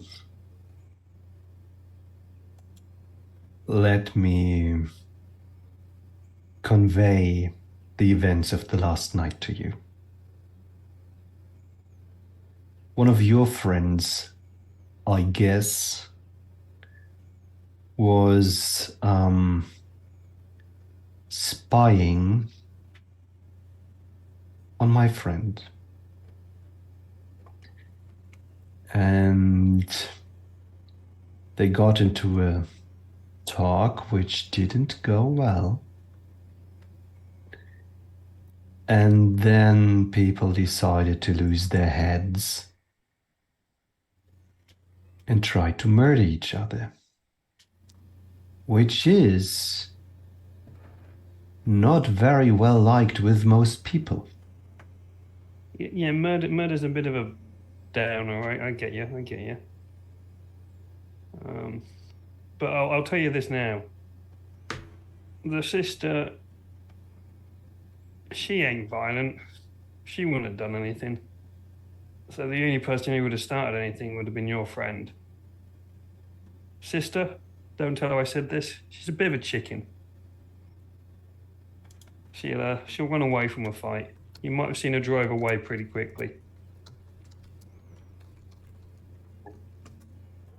You might be right there, but I think you will soon learn that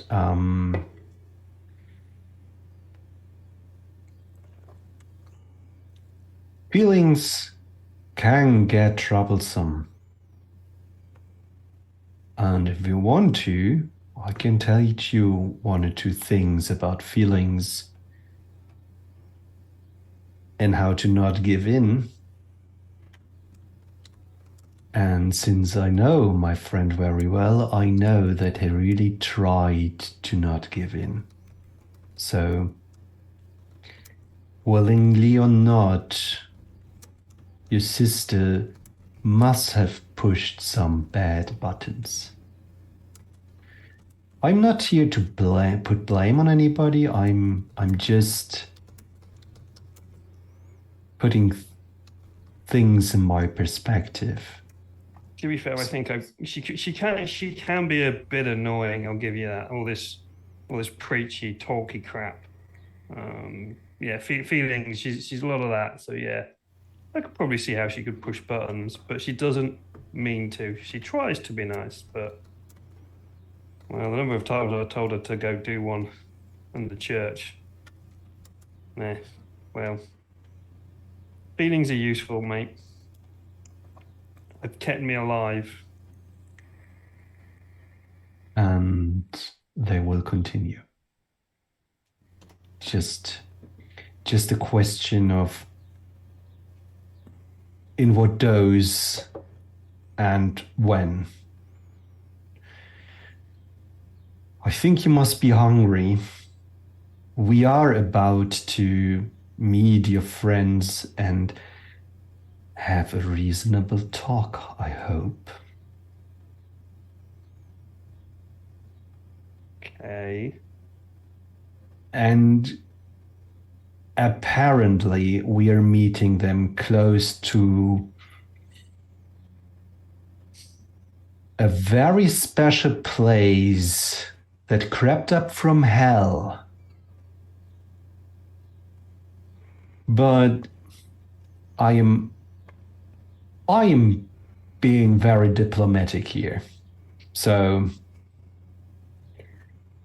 I want these things to go well. From what I saw last night, I don't have high hopes, but I will try nonetheless. So, do you need any food before you will see some food and then things will go south and you will be still hungry? Yeah, if you got food, if you got some water or something, open the door, give it to me, I'll be fine. And his face disappears to slowly return afterwards. And then he opens the door. As soon as that door opens, Jack runs at it.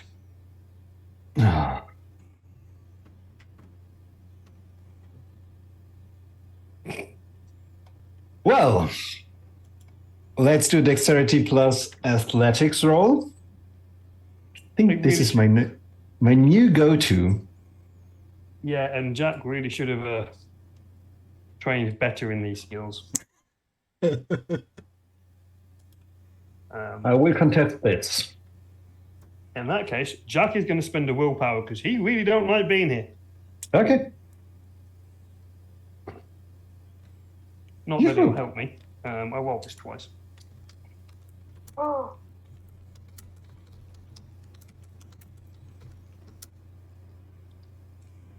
I'm going to get some new dice. You don't have more than 3 successes, I take it. I didn't even get one success again. I thought Maybe it the was a dice 7. roller would be nicer to you than your. Oh, right, because your dice roller isn't happy. Maybe Google would be better to you for rolling the dice. I think next time I will use Google. Or some other dice roller than my actual dice that seem to hate me. Maybe Or you Jack. should start using D20s or something.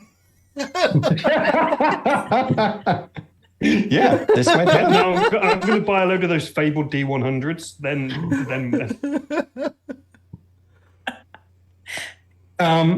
There is a visual sigh from the person who is bringing you some pancakes.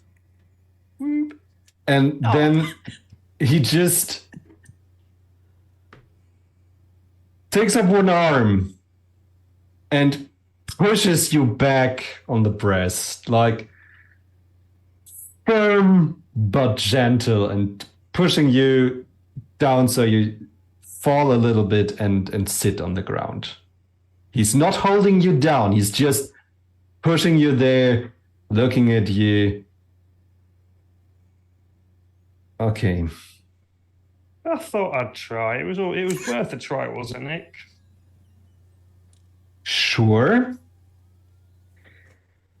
This is going to be a I long... know where I stand now, or sit. Or... You're gonna be a long time project, I see. Oh! He puts the pancakes to the ground, shoves them over to you with one foot, and says, I'm gonna leave this door open. But understand,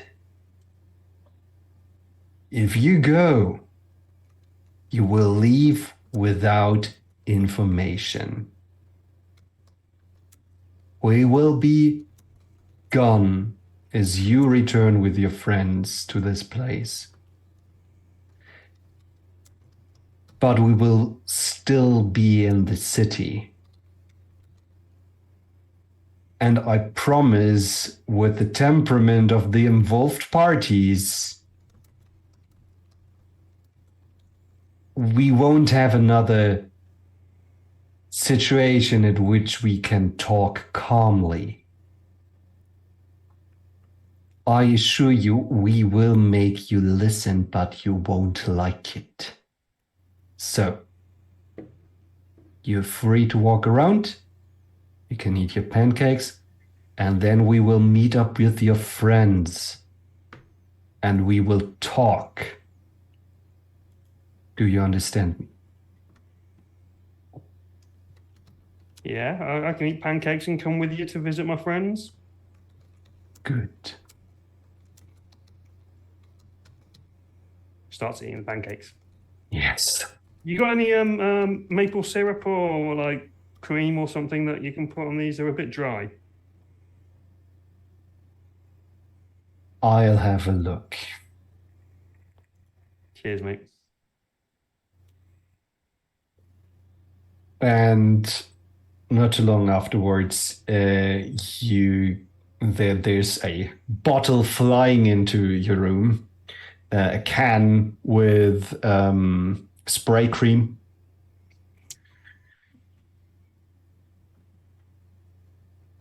Jack picks it up and doesn't put it on the pancakes, just squirts it into his mouth. I've changed my mind. I don't want to fight these guys anymore.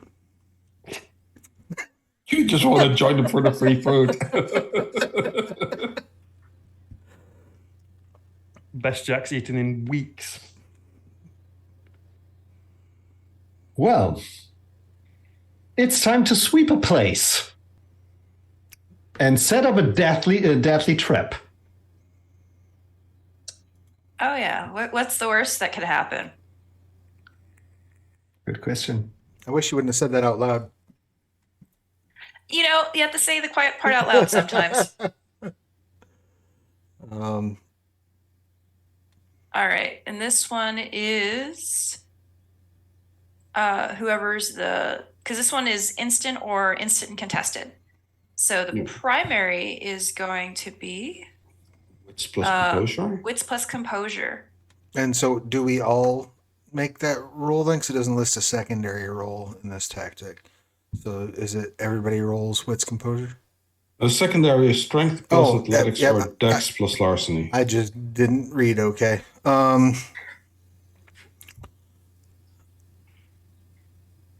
So my wits plus composure is 6. Strength athletics is 4. And dex larceny is 3. So wits composure is my best pool at 6.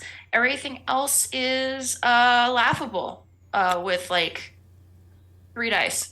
I'm in What's your wits plus investigation, Kim? I did not take any investigation. Okay, Funnily enough. I'll do secondary wits plus investigation then. Okay. Yeah, and I got wits composure also at 6, and I have wits investigation at 5.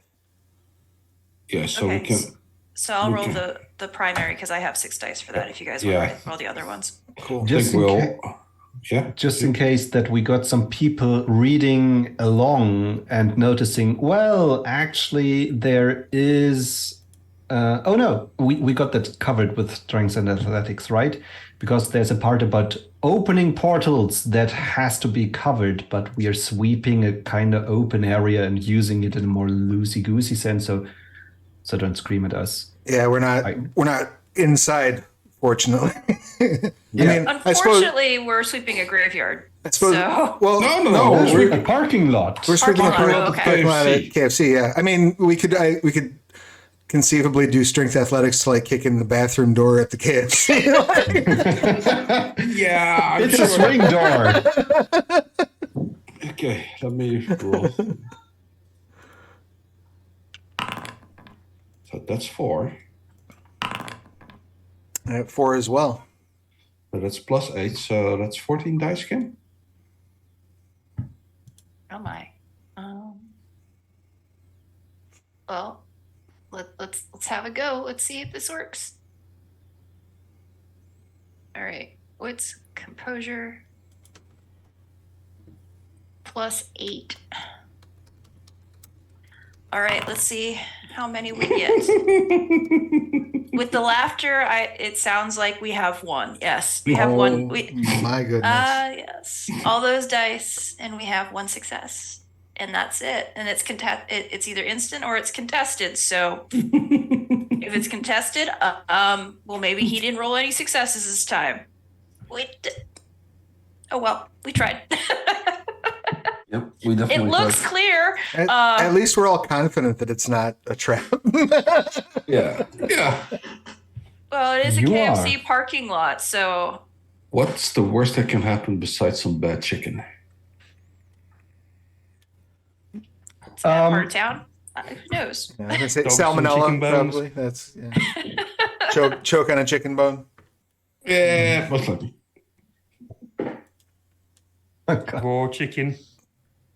Well, Just be sure to include it on the Yelp review.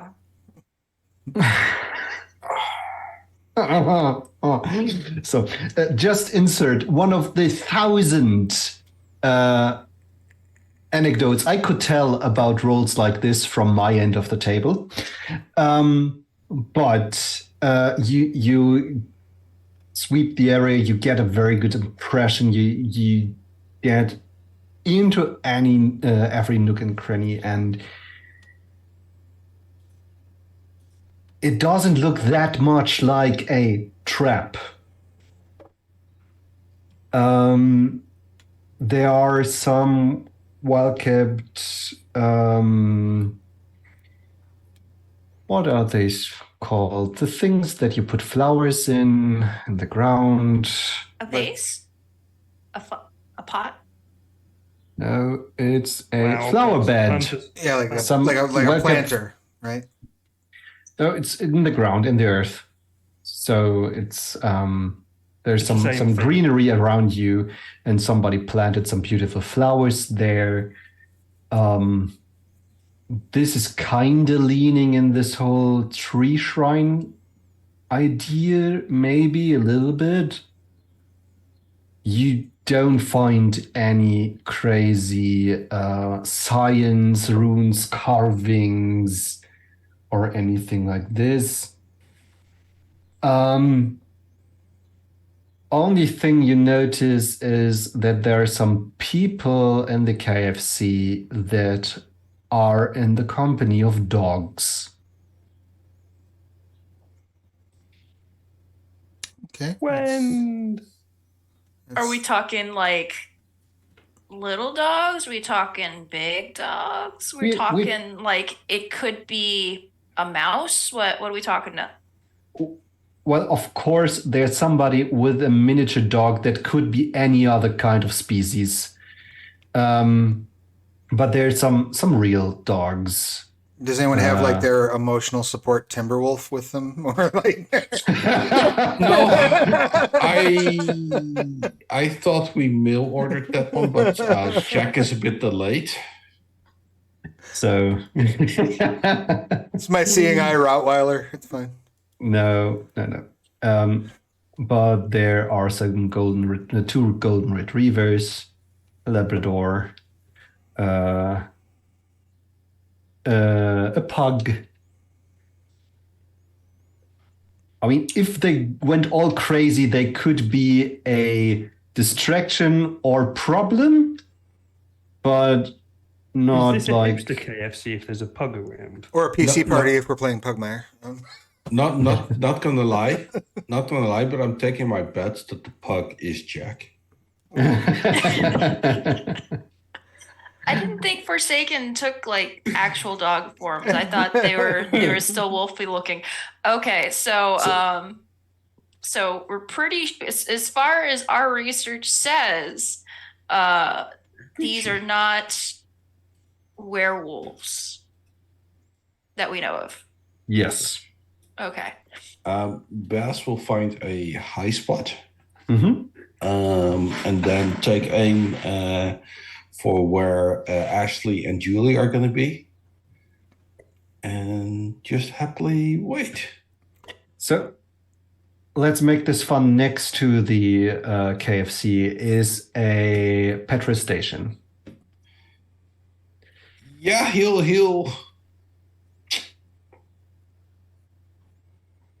make his way up on the roof, finding a container, hoisting himself up, fire escape, stuff like that. And it looks absolutely not suspicious that he's going up there with a duffel bag before laying down on the roof of the gas station with an AR, watching the KFC. Is this in America? Nobody will even notice. It sounds like Brand Rock City is kind of sketch. So Yeah. Where are? Sorry, yeah. Oh, Julie's gonna go in and buy 2 buckets of chicken and some biscuits. Awesome. And then where are you positioning yourself? I had thought. Oh, go ahead. Oh, are we just casually sitting on a car hood that is like marked with symbols without a door, or are we? That was kind of what I thought. Yeah, it was. We would be Because sitting. it's like we brought Ashley's car, which she probably is not going to be happy about because she needs. Or if they have one of those, like, you know how sometimes they'll have like a benches or like a picnic kind of table outside of a restaurant, right? Or like a circular table, you know, with a Outdoor dining area. yeah, outdoor dining area. You know, I figure maybe we park next to that, and so we're not sitting on the car. We're sitting, if they have such a table, then we would be sitting there. Otherwise, yeah, on the hood of the car. Okay. Jack, are we having any further Jack shenanigans before we arrive at the parking lot? Nah, Jack's gonna follow along eating his pancakes. He's gonna have rolled a few up and he's just kind of munching on them as he's walking on. Occasionally whipped cream. You are sitting in the back of a car. It's a not very well kept car. It doesn't smell of smoke.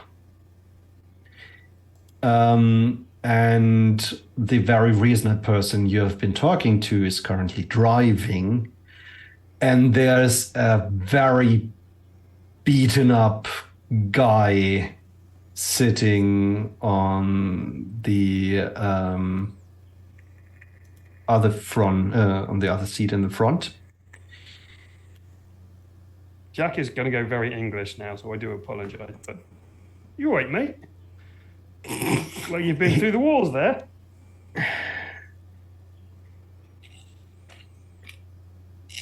He shoots you a glance through the mirror,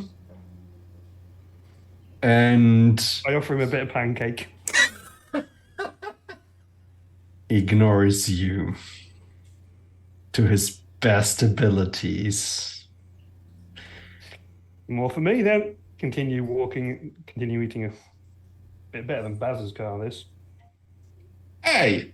Then again, my car needs kind of all stage. Yeah, your car is non-existent really right now.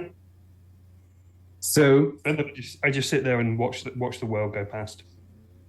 yeah, and the car pulls in on the parking lot, and you see your friends sitting over there, at least two of them.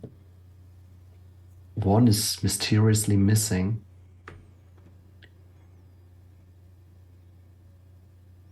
And That's them over there. There you go. See, nothing wrong. good.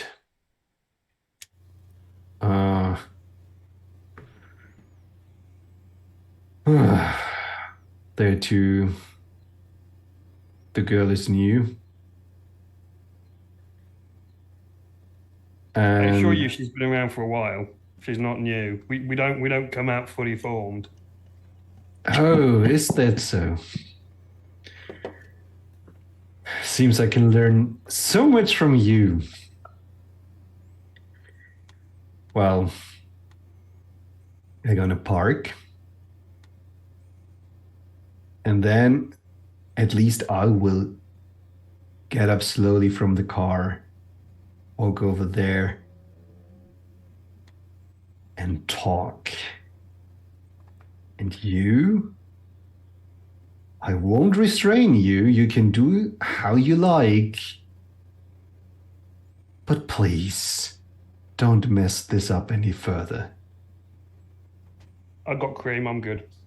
Good, wonderful. Squirts the cream into his mouth and follows along. And Nods at both Julie and Ashley as he walks along. So Is the one that's beat up approaching us?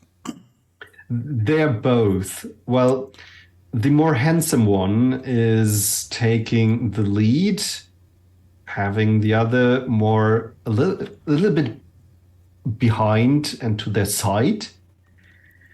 And you're a very observant person. So you see that the guy in the lead is holding his right hand in a way to keep the other one at a slow pace, Okay. to keep calm. Gotcha. Do I recognize either of these people? Yes, you recognize both of them. One of them you have spoken to and who got the better of your car door. And the other one was the one that transformed in your headlights and carried away Jack and the other werewolf. So the one that I spoke to is also the one that I hit with the car? Yes. That's good to know. That makes me feel warm and fuzzy. As they approach, I will hold out a chicken leg. It's a chicken?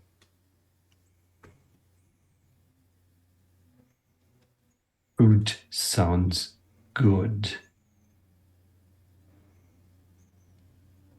I come from a tradition where food is something that's central to understanding and bargaining and communion.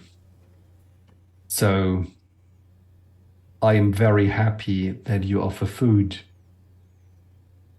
I'm sorry, all of ours is in your friend. And he points at the can of cream. Did you fill up before we came to a lunch meeting? That's Um, I wouldn't Don't ask him to consider make whipped your cream pancakes. food. Ashley, you've never lived. Pancakes, whipped cream. These guys, they know how to make a pancake. Don't know how to serve it, but they know how to make a pancake. you. They are good about food. You doing all right, Jack? Squirts the cream into his mouth and nods. Mm-hmm. I want to take a look at you, Jack. Come here. And while Ashley's looking Jack over, I'm gonna say, "I'm sorry we got off on the wrong foot or wheel."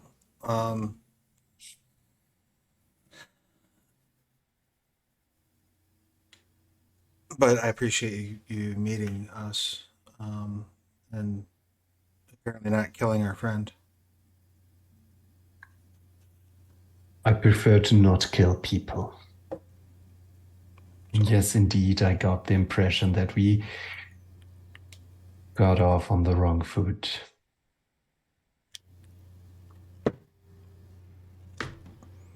Are you okay? I will look over to the one who we hit with the car, and I'll ask her, "Are you wounded? You gonna be all right?" I'll be all right.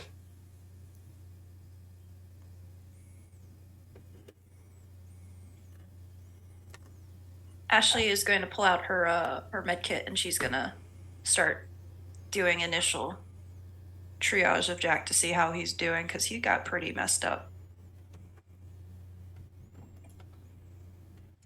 So the one that looks the the worst, has his a rifle aimed at the back of his head, just in case. Everything seems to be fine so far. Yeah, wonderful feeling. I'm sure he isn't picking up on that.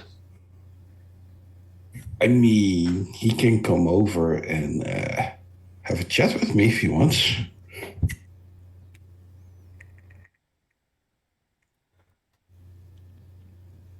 He is staying where he is. He's staying put.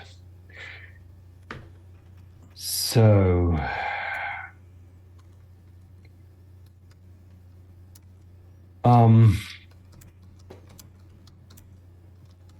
I understand you.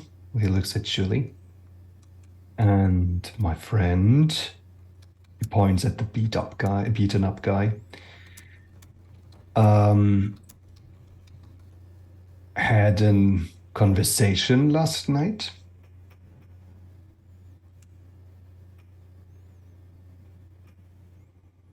That didn't. We started to, and then your friend lost his temper quite a bit. I assume in an attempt to protect those shrines, are they, that you're putting together?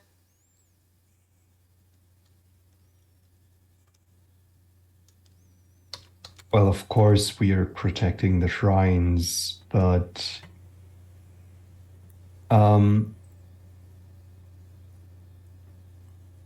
that wasn't what was throwing him off.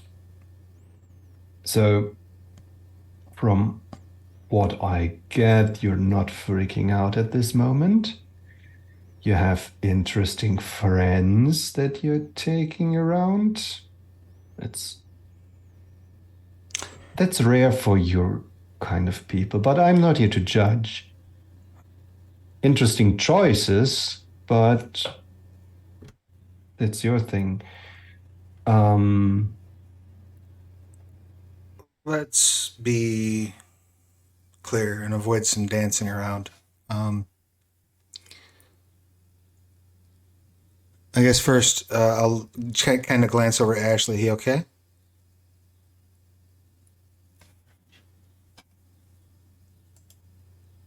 How does he how is Jack looking? Or I can do a roll too. I assume because he has switched natures, I guess would be the best way of putting it. Injuries are going to be a lot different. Remember the surprise of how fast he healed last time that he got clawed up by something? Uh-huh. And the relaxed way his body went with his wounds last time. It's again the same. He's still beaten up. He is still. You can clearly see the places where he took damage, but it's not like he's caring much about it. So he has like bruises in like the late stage of healing versus like fresh wounds sort of thing. Like he has the scars from like a cut that's scabbed over, but it's not like super red. It's more like he's been dealing with it for a while, even though we know it's new. Yeah. From what you've been told, he should have bruises on his neck. Mm-hmm. There are no bruises. They're completely gone. So Ashley will make a noise.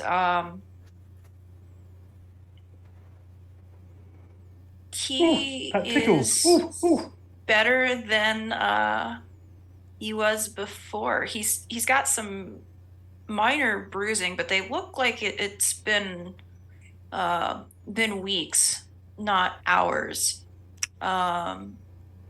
He looks a little out of sorts, but his responses are better than good. I think this is probably the most sober I've seen him in a while. I'm glad you're feeling okay.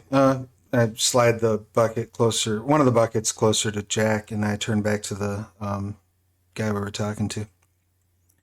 Jack picks up a chicken leg, wraps it in the pancake, and squirts it and eats. That sounds really good. Sorry. Julie says, Everyone's hungry. so I don't want to beat around the bush or mince words, and I think we're out of earshot of anybody who this stuff might disturb. So here's the reality of the situation. We followed a corpse to that location, effectively. We were looking into somebody who died under some pretty mysterious and relatively gory circumstances. So that's why I was spying on your friend, in your words. Since then, I've done some research and I discovered that those shrines have some important spiritual meaning to you. I know a thing or two about important spiritual meaning.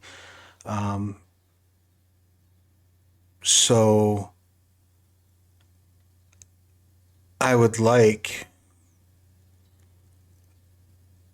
for us to figure out how we all walk away from this happy. I would like to find out what happened to that gruesomely murdered man, and I would like to know why my friend healed up so quickly.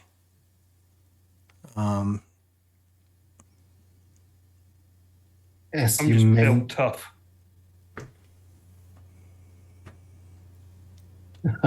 this response, the leader smiles. And as you mentioned the murder, you can see the beaten up werewolf like grimacing in a painful way. Like painful as in like he's upset by the murder. Yeah. Can I get a specific read on that with like an empathy roll? Like, is he upset like caught in the act upset, or upset like a loved one died upset type of thing? Yeah, go for it. All right. So would that It's be empathy. like empathy wits probably? Yeah.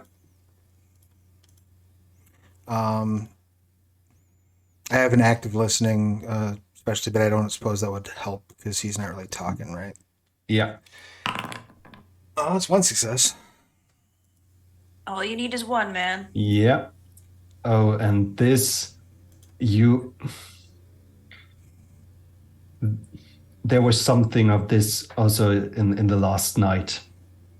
The way that he went down on the door, probably redirecting his anger instead of into the door. He lost someone who was very important to him.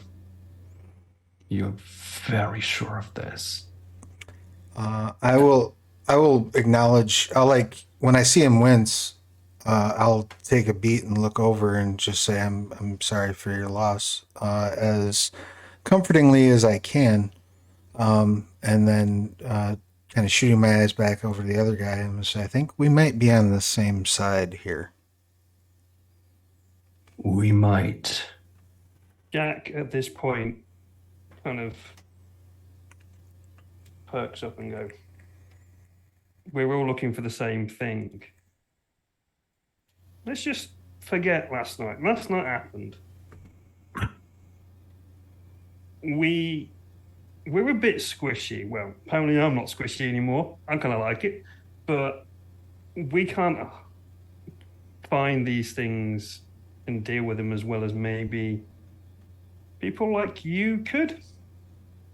So yeah, I agree with the sister. I think we're on the same thing. Let's work together. Why not? It's only in your good nature. If this is something that you guys are not wanting to happen in your city, we don't want it to happen either. We don't like people dying. I certainly don't like dying. Certainly don't like fighting you lot. That hurts. So, and he just kind of goes on a ramble about everything, trying to persuade the werewolves to at least consider an offer of alliance.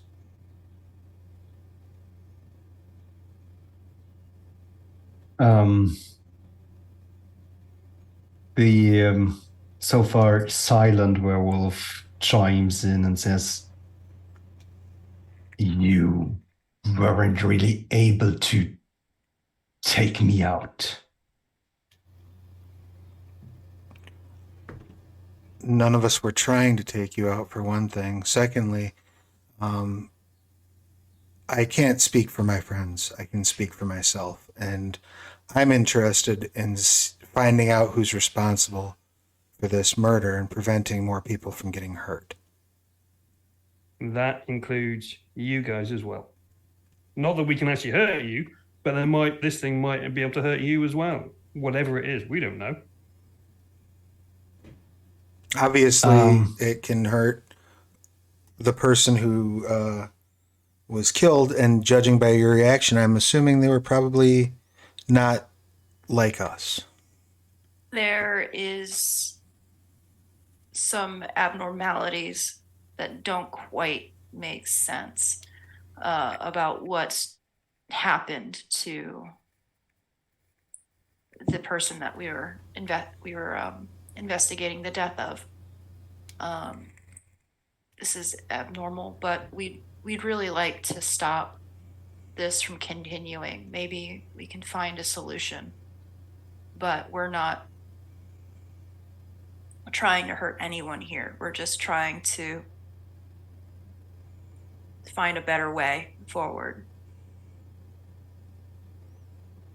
Angry Wolf turns his head to his companion and says, if we let them go, it will be warned, and they will die.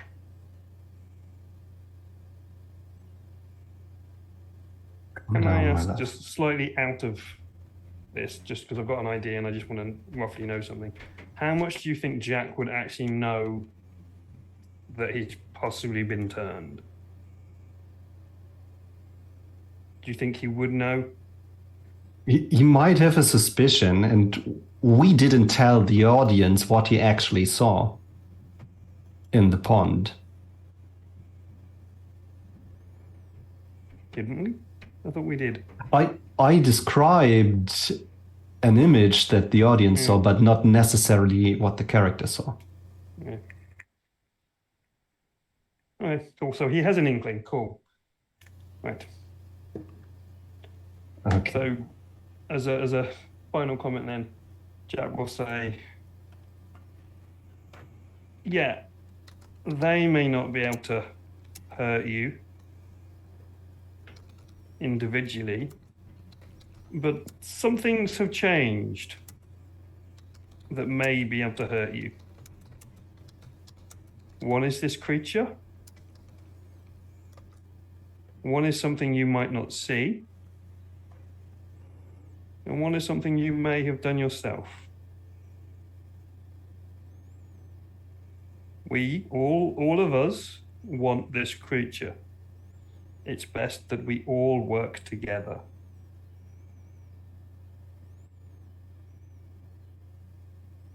He says this with a mouthful of chicken and pancake.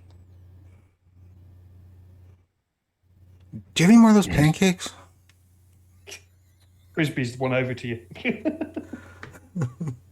It already got one of us. All the more reason for us to work together. Yes, I think so too. Turns around towards Angry Wolf. Looks into his eyes. Reaches out with one hand and says, "We will find him." And I think these guys might get into its head. Trust me, my love. And then he turns around and says, "I think we have details to exchange. And this is the point where I have to tell you that we will meet the conclusion of our story next time." Awesome. Jack waves at Baz. Hi, Baz. Hi. Yeah, I'm very tactfully not mentioning the sniper on the roof or the people, the small army we have poised to ruin their shrines.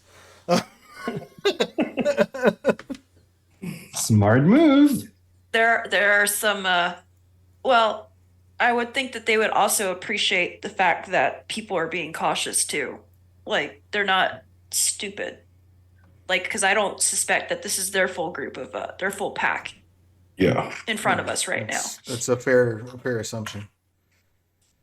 Yeah. So I think- Baz might have someone looking over his shoulder about to jump Oh, on him from like I'm the sure. Emperor or something. Right, one of those Obviously, scenes where hello. like the You did a sniper's really there and then good the gun search. comes into the shot. You did that wonderful, amazing search of the area. You know full well that Baz is safe. Right, exactly. There's nothing bad's happened. There is nothing on the material plane that you would have to worry about. See?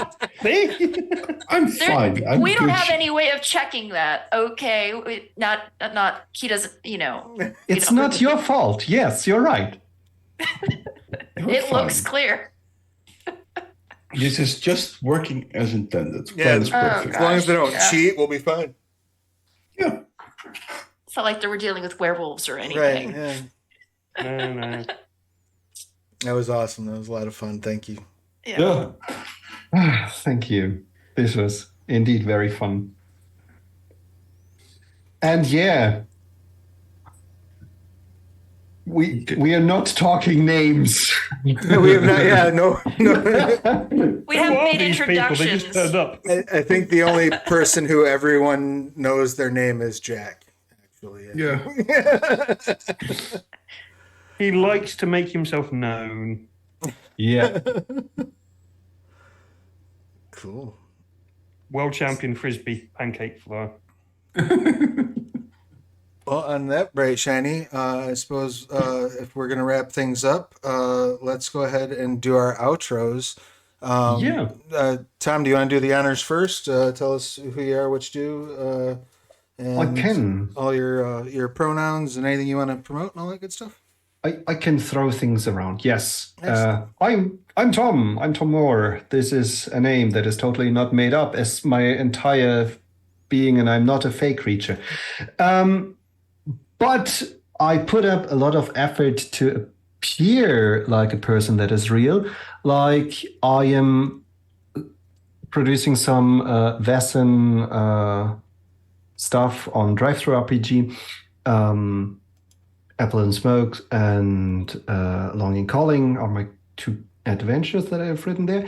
Then I can tell you that soon you might have the chance to play with me, since I am in the about to become a professional GM on startplaying.games, and you can book me soon. And I'm gonna do all sorts of fun things. And right now, I'm very confused because I can't find my GM tag, but I'm sure this will just be a thing that will be taken care of until next week, as I am about to announce games over there. Yeah, my pronouns are he, him. They are totally convincing. And you can find me posting sometimes about things that I am doing on Twitter at Tom Murr, and then the number 2. And we will make the round next with Edwin. Nice. Edwin Wessels. I'm playing Barry Bass Blackwell. He, him. I don't do anything fancy like what the others are doing in regards of game development, professional storytelling, or telling stories. I am just a humble player that is honored to be on the channel and being part of these games. And I'm glad people ask me for it as well. You can find me on Twitter on gaming_pilgrim. It has all kinds of stuff over there, so don't pay too much attention to it. And that's it. Thank you very much. Travis. Hello, everyone. My name is Travis. My pronouns are he and they. When I'm not running games, I am writing them.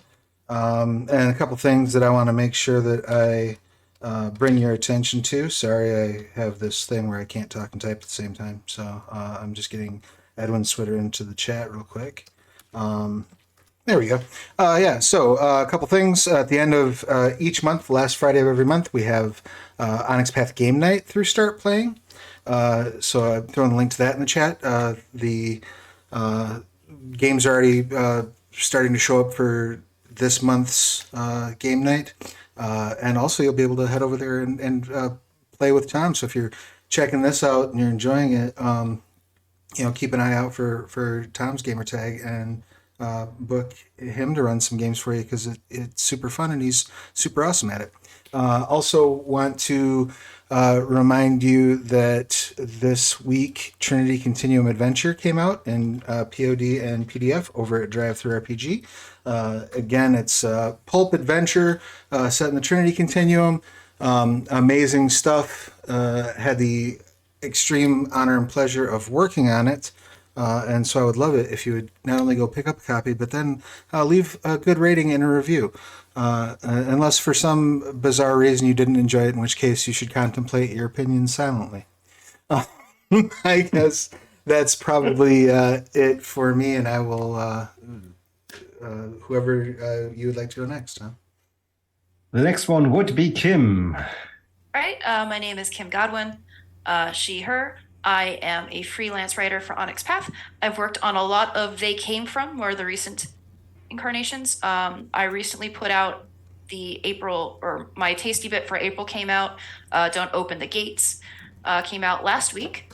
And it's a nice little supplement for with story hooks and a couple bad guys, which Matthew Dawkins has said is creepy, which is good because that was what I was going for. I'm also working on They Came from the Witchford Academy, and Matthew is putting out teasers of The World Below every Thursday. So if you want to see what else is going on with The World Below, you really should make a comment on the blog and vote for the next week's entry. I'm on Twitter and Instagram as KimGodwin18, and then of course my website is KimberlyGodwin.com and StudioH&H.com. Thank you very much. And then Jack, no, wait, it's David.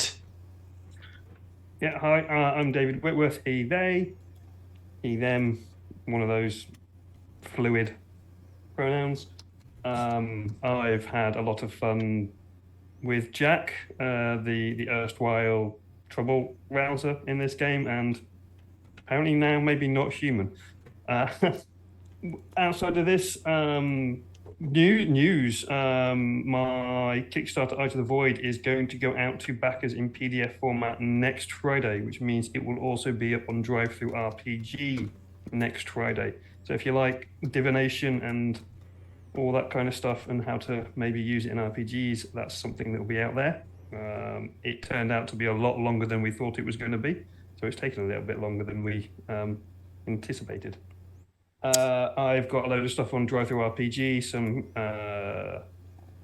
community content for OPP, so there's some VTM stuff and there's some Storyteller Vault stuff done with Darker Days Radio, because I'm also a host on Darker Days Radio. I also host my own podcast where I talk about folklore and spooky stuff and things as The Drunken Storyteller, which is also my Twitter handle, The Drunken Store 1, where I occasionally, once in a blue moon, post stuff. And that's me, I think, really. Thank you very much. So, just in case that you're interested in this scholarly guy who made a pact with a poodle, then David also might have covered you. Because you did something about Faust just recently, my friend. Okay. But I think people can look this up, right? Yeah. Okay. That's the Patreon, though. Yeah. So, I think it's time to say thank you, dear audience, for tuning in. It was a pleasure to have you. If not very distracting to read the funny things that you're writing whilst I trying to be intimidating or reasonable or just anything. So thank you very much for this. I enjoyed this immensely. Thank you, my lovely cast. This is a blast. We had a lot of Cinder and Soot. Let's see what's happening next episode. So yeah, looking forward to next week. And all that's left to say is thank you and goodbye. Thank you. Bye, everybody. Bye.